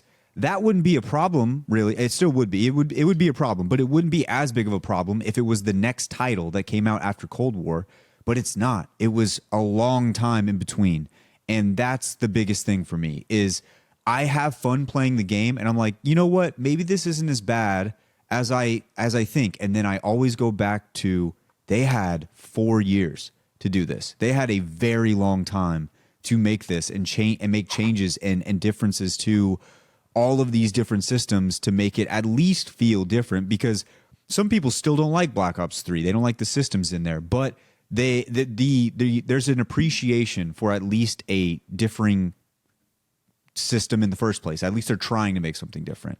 This one there wasn't. And it seems like as we get into Black Ops 7, it seems more and more like it's going to stay the same, which means we're going to basically be having Cold War for 3 straight games. And that's my biggest issue. And I like Black Ops 6. I think it's okay. We might do an episode where we rank all of just the individual games. I don't think we've ever done that yet, right? I don't think we've done that. So we could do that in an episode in the future. But that's what it comes down to for me is all the stuff you guys mentioned about the homogenized thing. You could say the exact same shit about Cold War, and that bothers me. And I feel really scared going into a BO7 cycle where it seems like we're getting the same thing. Because when you don't make any progress, when you just stay stagnant, that's where you go to die. And I don't want to see that happen, man. So that's my biggest problem. Yeah, I don't know if we want to save BO7 stuff for another episode because I know we've gone long here. I think Yeah, if you guys are down I think for we it, might. I'd be down too. But like the one thing I will say that I've seen that I'm holding on to like a thread of hope for is that they said that the idea of like the facility stuff when it comes to with like maps and everything like that, right?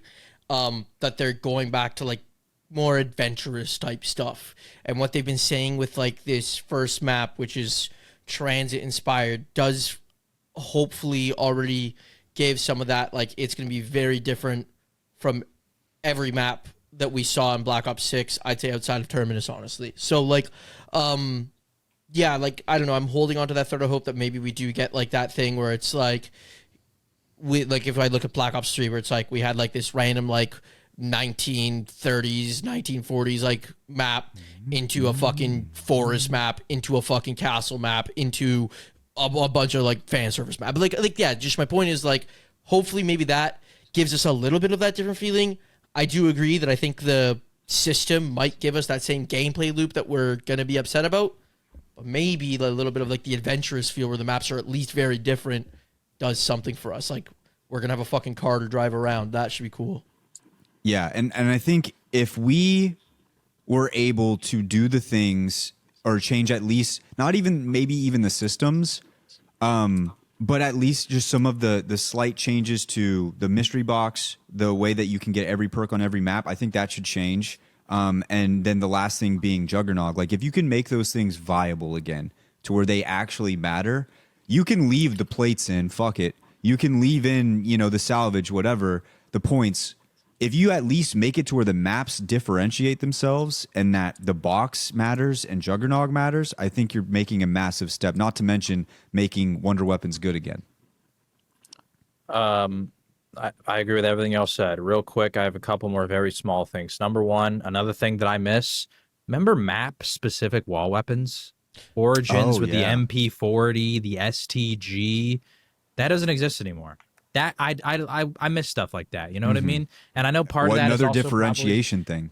Yeah, and it's probably partially because like the game, like the lore of this game takes place in 2 weeks or some bullshit. Like all the maps are like in like the iconic quote for me is Wyatt saying all the maps take place in a cul-de-sac. Like that was hilarious. But it's like kind of true. But like. When we went to some of these other old games, like certain specific maps had guns that were unique to only that map, and I missed stuff like that. I thought that was another unique aspect. Also, even like the wall weapon thing, I feel like the wall weapons on maps now, I don't really give a shit outside of the fact of like, if it had the GS45s, I wouldn't bring those in because I knew I could just zombie build and wall buy instead of having to bring in, so I could pick 2 guns I want to bring. Whereas like old games, Wyatt was like, he's a big wall weapon guy, so it would be important on which gun was on the wall at a good training spot because that's how he could buy ammo for that gun. That thing doesn't exist anymore. And it was funny because Wyatt last night was trying to buy ammo off of the wall, traded his gun out, and I was like, yeah, it's because the ammo crates, bro. Like they got rid of that entirely. And see, like I do that because I'm used to that system. Yeah. I didn't even know. I just dropped my good gun, and I was like, what the fuck? And then they're like, oh, you got to go buy ammo from a crate. Fuck that. That sucks. I'd rather go to the fucking chalk on the wall. Yeah. Guys, another thing about that too is I hate that the crates give you Wonder Weapon ammo. You remember like the good old days where you're like, "Fuck, dude, we need a max ammo, and we need it now." Yeah. Well, if you and like you're suffering through, and you're like, we're waiting for one, and then finally one gets it. We got a max ammo. Like you don't have that anymore because you just go buy ammo out of the box. Like you don't get any of that. Someone made a whole video called like the death of like zombies most important or like best power up, and it's just all about how max ammo just don't matter. And it's truly a shame. So I missed the wall specific wonder weapon or the wall weapons that were specific to stuff, and also wall weapons just feeling like an actual important aspect of the map because I feel like they're really not at this point. We already talked about the box thing. I wrote that as well down. Here's another thing that I feel like is low-key underrated and what I think contributes to the maps all feeling like facilities. The dumbass ammo box is just sitting everywhere. Why is there just this random box sitting in a castle that gives me ammo?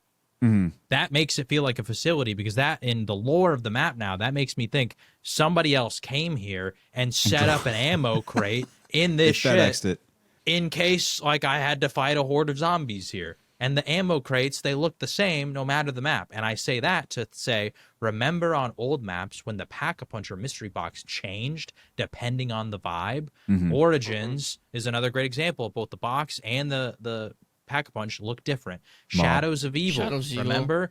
You go give the thing your gun, and it spits it back out Pack-a-Punch. And you're like, what is this? I don't know. Mob of the Dead, but it looks cool. Mob of the Dead. Like, yeah. Even that Black Ops 4 map we just played. Yeah, like... Well, that actually, the Black Ops 4 maps, all of them are the same. They all have Pack-a-Punch that. is the same on all Black Ops 4 ones, but you know what I mean. Like the mystery box looks very different on Dead of the Night. I don't know if that's the same on every Black Ops 4 I think every Black Ops 4 map looks the same because that was the collector's edition. Was that like mystery box, like that type of thing? But like that was just another cool touch that I think really made you feel immersed in the map.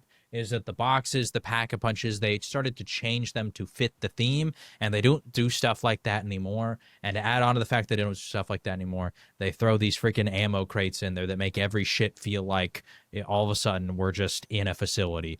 And not to go super long in the facility thing, but like even for example, like Citadel, the one aspect that really takes me out of it that does make me really dislike the atmosphere of Citadel is it feels like it's just some bum ass old castle that like teenagers have come and graffitied up, because there's graffiti all over the walls. So it doesn't feel like I'm in a castle, because I know the game takes place in the 1990s, but that aspect alone just feels like some modern day like bullshit place that we went, as opposed to like I'm in this mystical castle like Horizon Track where like crazy shit's taking place.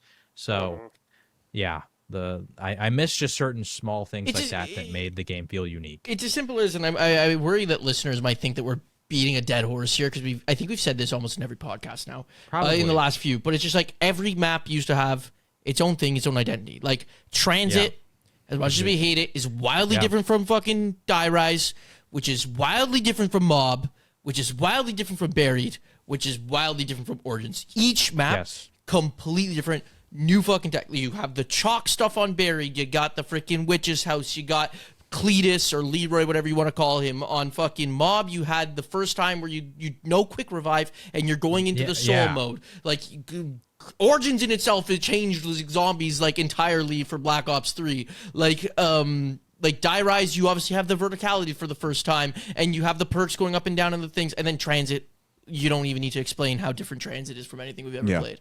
So you just lost that. You could do the same thing with Black Ops 3. I don't know much about Black Ops 4. You can't do that. You can do it on Black Ops 4, man.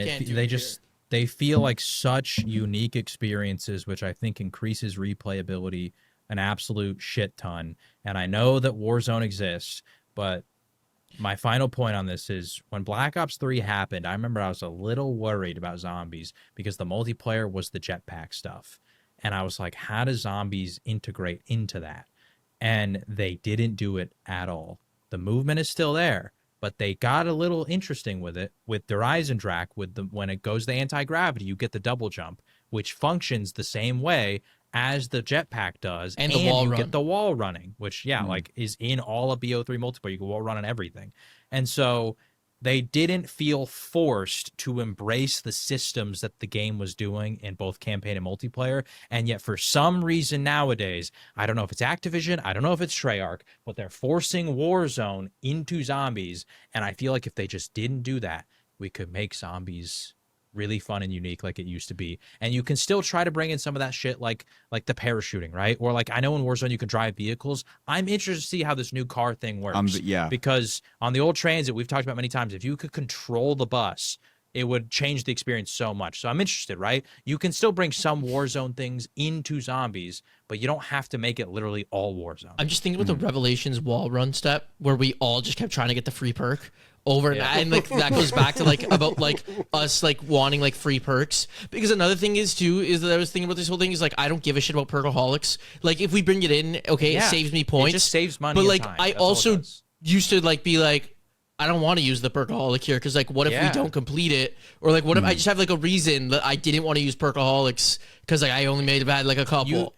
But even not complete it. What if I go down? Yeah, what if I go down? Because now I've lost it. And I can only get 4 perks back. Yeah. All losing like in BO6, I don't give a shit about using them. Like I'll use them for the Easter egg because if I run out of them, who cares? I can buy all the perks. If you die, anyway. just buy them all back, right? Okay, so I wasted some more time. Let's just go to 30 to finish this boss step, as if round 30 is hard anyways. But like, we all were trying that over and over again, and then I get stuck on the backside of a wall and die and lose all my fucking perks and everything like that. And I was like, well, this is shit. And then instead, we're like, should we do it again? And I was like, okay, I'll give it one more try. And then like Wyatt's also just trying constantly, just can't hit the jump. Like you guys are doing other steps, I'm just doing it. So I feel like it's fitting to round out this episode with the way that we started when Black Ops 6 was about to come out. And that was we gave I think it was actually the first week after Black Ops 6 dropped. We gave our initial opinion and we kind of just said this is how we feel right now. The game is done, it's completed. All the maps are out, and we're getting ready for a brand new cycle of zombies.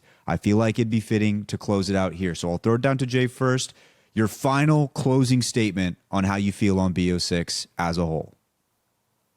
I think BO6 is a good game. Someone in the GMB core did say, like, are you good, bro? It sounds like you literally hate this game all the time. I want everyone to know I play this game a shitload. I have fun when I play the game. I really enjoy playing it with the boys. I said 500. I put over 400 hours in the game, most of that being into zombies. I've done all the Easter eggs now solo and with the group. I haven't beaten them all solo because I didn't beat the Richtofen fight on Reckoning. But I've done everything, right? I've done everything I could possibly do in terms of the BO6 experience. And I think it's a very good game. I think it's better than Cold War because when we go back and play Cold War, there were certain things they improved upon from that game, like the salvage system. They have 2 different versions of salvage in Cold War, and one of them's for armor and the other one's for your guns. And it's like, why did we split that shit up? That's annoying. So they made improvements from Cold War. I don't get me wrong. They made improvements, and I enjoy Black Ops 6. I agree with what you said, Wyatt, where 3 of the maps, I'll probably come back to play those 3 maps. And I really do feel like the potential that the game had, if they changed some of the systems into old things, was sky high. I really do believe that Shattered Veil, Terminus, and Citadel all had the potential to be S-tier maps, top 10 of all time. But ultimately, the thing that will forever hold this game back for me is what we just talked about with the war zonification of zombies, the BO6 systems, the things that Richie mentioned, like the points. I agree. I miss the old points where when I just shot a zombie, I didn't have to kill him, but I still gained points because that added a new aspect of maybe I don't want to pack punch my gun because now I can farm points like crazy with this bullshit weapon and then use my other good one to kill him.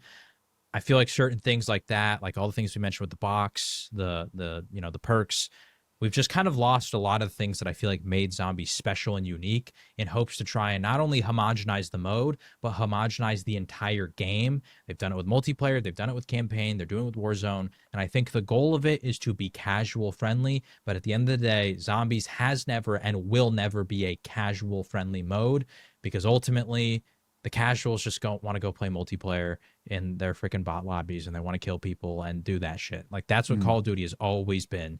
So let zombies be zombies for the people that enjoy the mode. Jumba.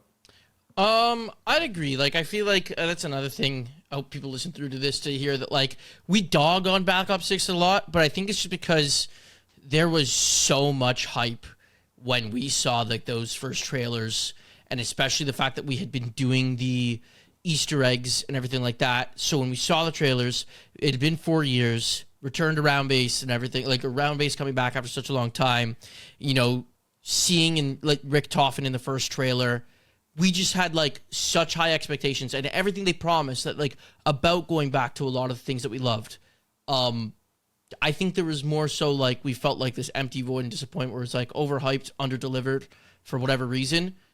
And despite all that, I still enjoyed Black Ops 6 a lot. It's probably the zombies game I've actually played the most now because I like when I like the other games I always found more fun like having friends to play with, and like when I was growing up I didn't play them as much because I just didn't want to go rip solo or rip it with randoms. So like now, because like I could play with you guys and we have fun, or I just rip a lot of solo things. I do like having a lot of the progression systems. I like having a lot of the grindy aspects of it that are fun to just get on and play.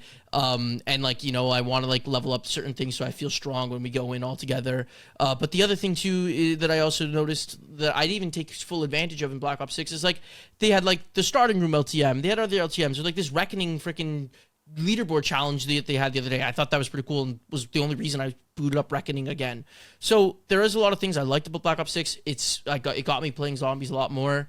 So I can't say that I didn't enjoy the game. I think it just like, and I don't even entirely hate the system that it is. I actually think that there are a lot of good things about the system that if you were to somehow combine it with the old system and find like a middle ground, I think it would be perfect. Because even the thing we talk about with it being really easy, I think the thing that makes it lame is abusing kill streaks. I think you remove kill streaks, and I think the game's actually kind of a fun challenge at that point. Like I said, yeah, like, you know, where in the past maybe we used to get to around 25, 30 and be like, this feels like an accomplishment. Maybe you push it back to around like 40 or 50 or like 60, and sure, that's what the accomplishment feels like now, right? And like I'd be okay with that. Like I don't care. Like as long as like there's a round that like feels an accomplishment. Realistically, no round feels like an accomplishment. Like once I hit 80, I died off some bullshit because I didn't know mangler injections got fucking nerfed. I had enough salvage to go 40 rounds like with mangler injections if I needed to. And if I want to go longer, I just needed to freaking redo my beginning of my game and make sure I managed salvage a little bit better. I was not worried about getting to around 150 or 200, and I don't think I would have really cared about it. Like, I haven't hit that, so maybe I don't know. Maybe I would, and maybe it does get that much harder. But yeah, that's my thing. Because like I'll even say, like, I don't think Black Ops 3 is a very difficult game. Once you get double pack, you just train around in an area and just fucking use Deadwire over and over again. And certain maps, you just get like the OP wonder weapon. So I'm not gonna act like that game was like significantly harder. Black Ops 2, that shit was difficult on certain maps, right? So that one's hard. So yeah, so that's what I'm gonna say. Like, I'm not gonna sit here and be like, oh, the old games were so much more difficult than this. Like, no, there's a way to cheese that shit too. There are traps and stuff like that you could abuse. So that's my thing. I think Black Ops 6 is a good game. I enjoyed it. I played it a ton. I just think it under-delivered what we hoped for and giving that variety experience that we wanted, that special experience we wanted. By the way, you spawned an idea in my head. Imagine map-specific kill streaks that were like themed around the map. That would be good. And then It's you not get away just from a the chopper homogen. gunner, I think the you know what I theme, mean? Jay, is what you started with the homogenized thing. It's just everything's the same on every single one. I wanted to be Rich. quick there, but I yapped, so sorry. No, you're good. Your final thought. Yeah, I mean, if I'm playing with the boys, yeah, I can have fun. Overall, I wouldn't play it by myself. I wouldn't play with randoms. I feel overall, I think, a little disappointed. I'm hoping Black Ops 7 can break the cycle. I know they were going to do this whole, we're going to give you 10 maps in Black Ops 6. Hopefully that back half of the maps that they had in their back pocket are a little bit better in Black Give me Ops the 7. Tomb 2. The Tomb 2? Could you imagine? What if they like do a fuck. What if they try to pull like They're an gonna alpha remake it Omega, already? Yeah. where like we have Nuketown and they expand it? What if Black Ops 7 they literally just drop like a tomb map, but they expand it? You know, I would take a Like, baseball bat to my monitor. That's what I'd probably do. That's what I would do. But yeah, I mean, overall, it's nothing special. I can think of 4 other zombies or 4 other games that have zombies that I'd rather play. Yeah. So Some of them, some of them non-Treyarch, I'd probably. The only one I can think of would be like I enjoyed Advanced Warfare. Advanced Zombies. Warfare was dope. Yeah. That's one of the zombies I loved. But yeah, okay. So Kyle, yours. Honestly, I don't think any of these maps make it into my top 10 overall ranking maps of all time. Agreed. And that speaks volumes for the game in general. I think, like, don't get me wrong, I think some of the maps are great for the game itself, but like looking back at all the maps that we've gotten like in the past, they just don't add up to the same flavor and things that we had before. And like Jumba said, like Buried was vastly different from Origins and things like that. In this game, they don't feel vastly different from one another. There's 3 maps that feel different, and the other ones are just kind of meh. Yeah. And like, don't get me wrong, I do enjoy, like, I think Citadel for me is probably like one of the ones that I'm like, wow, that feels really different. And then also like having actual really challenging boss fights, like the ones on Terminus and things like that. I think those are enjoyable, but you know, you got to have fun maps in there too. But overall, I think the experience of everything I think is fun. I kind of hate that they kind of made zombies into like a camo grinding thing. Oh yeah. Like that always kind of drives me up the wall because I'm like, I just don't care. Like I don't care about the camos. I never have. And I was like, I just want to get on and play a fun game that's exciting. And I remember when, like we were talking about this, when getting to round 50, like when we were getting 50 bombs, meant something. Like we were like grinded to round 50. Now there's people hitting 999 and the game just fucking ends. And it's like, remember when there was records? Like Yeah. People get to like 175 on this map, and nobody's ever beat this record Bro, before. I literally watched a video today about how it took like years for Black Ops 3 Shangri-La to finally hit 255 because they couldn't find like the optimized strategy to actually get there because Shang is such a hard map, and also like after a certain amount of hours the game just like resets and you can't like keep playing. So like there was all these things. So like he goes to like the history of like this guy got it like for years. It was like no one could hit round 200, and then this one guy posted that he got 205, no VOD. Everybody was calling bullshit for years, but then somebody else came out with this crazy new strat that hasn't existed in this game since day one, bro. Literally day one. I remember seeing like somebody on Liberty Falls was like, I'm just cheesing mangler injections. I got to like round 900. It's like, okay, well, yeah. On that point too, I looked up Liberty Falls because when we were talking about the map, I was going to bring up that tweet that apparently one of the leaders of Treyarch said it's like the most played map of all time. I ended up not saying it, but one of the top tweets that came out was the Easter egg step. The guy was like, first one to beat the Easter egg, 1 hour and 40 minutes. That can't be happening, man. No. We can't Remember be having it I made a beat in an comment? hour and 40 minutes. Remember when I made a comment about like how I was worried the guided mode might come out too fast? And I said, don't release guided mode until like the Easter egg's solved. I'm like, if it takes 2 weeks to solve the Easter egg, don't drop that shit. 2 weeks, Right? baby. I was obviously like shooting. An hour and I was The obviously Reckoning's the shooting longest it. one at 8 hours. And like, you know, like, hey, like it takes like, even though it happens in less than a day, I don't think like any Easter egg other than Shadows ever took that long to figure out. But Revelations took like a week, but that was because of some bullshit step that like they literally couldn't figure out. But anyway. yeah, but still, there you go. Like those two like took a week. And like that's what I mean about overhyped and underdelivered. Like when I heard that like that's the shit that was happening, I was like, maybe there's a way that they make like a Easter egg step hard enough where like we're gonna have to wait a couple days to fucking see what it's all about. And I was worried about that. And then every single one got finished in under a day.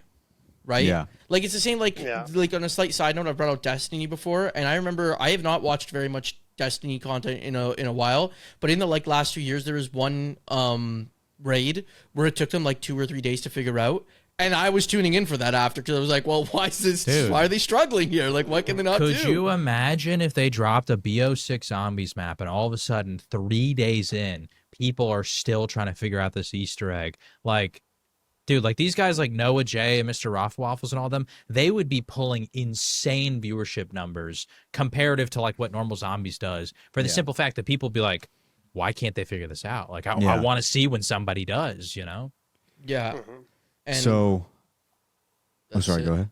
I don't know. Oh, my that's all other you got. point was like completely off thing. I was gonna say real quick. Imagine if also custom maps could have come back with like BO6, which is like a safe system. I'd love to go play BO3, but like I had to uninstall it and I forgot. Now I gotta go back. I gotta set up the T1 patches. Yeah. Gotta install that shit. Like it's a hassle. Where it's Same. like I think it could have been really cool, like to keep the game with some life, just to have like mod tools again for custom maps. But I don't think they'll ever do that shit. Yeah. Kyle, to finish it out. To finish it out, man, I think that some of these maps probably will come back and play again to relive some of the experiences that we had. I mean, and go through some of the things and play with like a lot of the fun stuff that you get to play with. But some of the maps, there's just no point to go back to them. Mm-hmm. There's no reason to go back and play them. After you beat the boss and you go through everything, it's like the map's just bland. Yeah. And so to round it out, I think they did really well on a couple of the maps, and a couple of the maps are just kind of They're meh. they're meh. They're meh. They're just there. And I'll round it out. I think after we first played Black Ops 6 week 1, I said it's a little bit better than mid. I think that was my description. And as I look back on that, I think I'm going to hold firm. I think it's a little bit better than mid. I do think that there are building blocks from this game that can be used in the future. And if you paired it with a system like a BO2 or a BO3, I think adding in some of the camo grind, I know a lot of people don't like that. I do think it brings back some replayability because as much as we do love the older games, you do kind of fall into the loop later on in those games as well. It's not like that doesn't exist. I mean, this mode is always going to come down to the same loop at the end of the day, but it had better systems, so it made it a little bit more viable for you to want to come back and play. If you added in another aspect like they had with the camo grind, and then some of the other challenges, some of the ones like Jumbo brought up with the reckoning thing that they were doing, that's good. I think that's a good building block to move off of. But I just feel like they took an axe to a lot of the most important things. We already talked about the homogenized system with the perks. The perks don't differentiate the maps at all. We talked about the wall weapons. There's no differentiation. Everything's just homogenized. And that, in turn, takes some of the best parts about zombies, and it makes it to where they don't matter. The box, Juggernog, Pack-a-Punch, all that stuff. We didn't even talk about Quick Revive because self-revives exist, which I like. I hate that. I hate that so much. So, yeah, I think I rounded out, and I'm in the same boat as the first week. It's a little bit better than mid. And I hate that because I want to see it progress and move forward. But I think it really just comes down to the systems, because I do think that these maps, if they were transferred onto a different game, I actually think they would be awesome. Some of them, maybe not all of them, but I do think some of them would transfer over very well under those systems. But that's where I stand. I think it's just a little bit better than mid, and I think that the part that really holds me back is the 4 years. That's the part that pisses me off. There was a lot of time, and we basically just got a little bit better version of Cold War. So I do play the game a lot, and I do have fun, but I think ultimately it comes down to a little bit better than mid. And boys and girls, that is the BO6 recap. We were going to talk BO7, but we did go a little bit long here. The last thing I want to add in, we have opened up a brand new Pack-a-Pod exclusive Discord.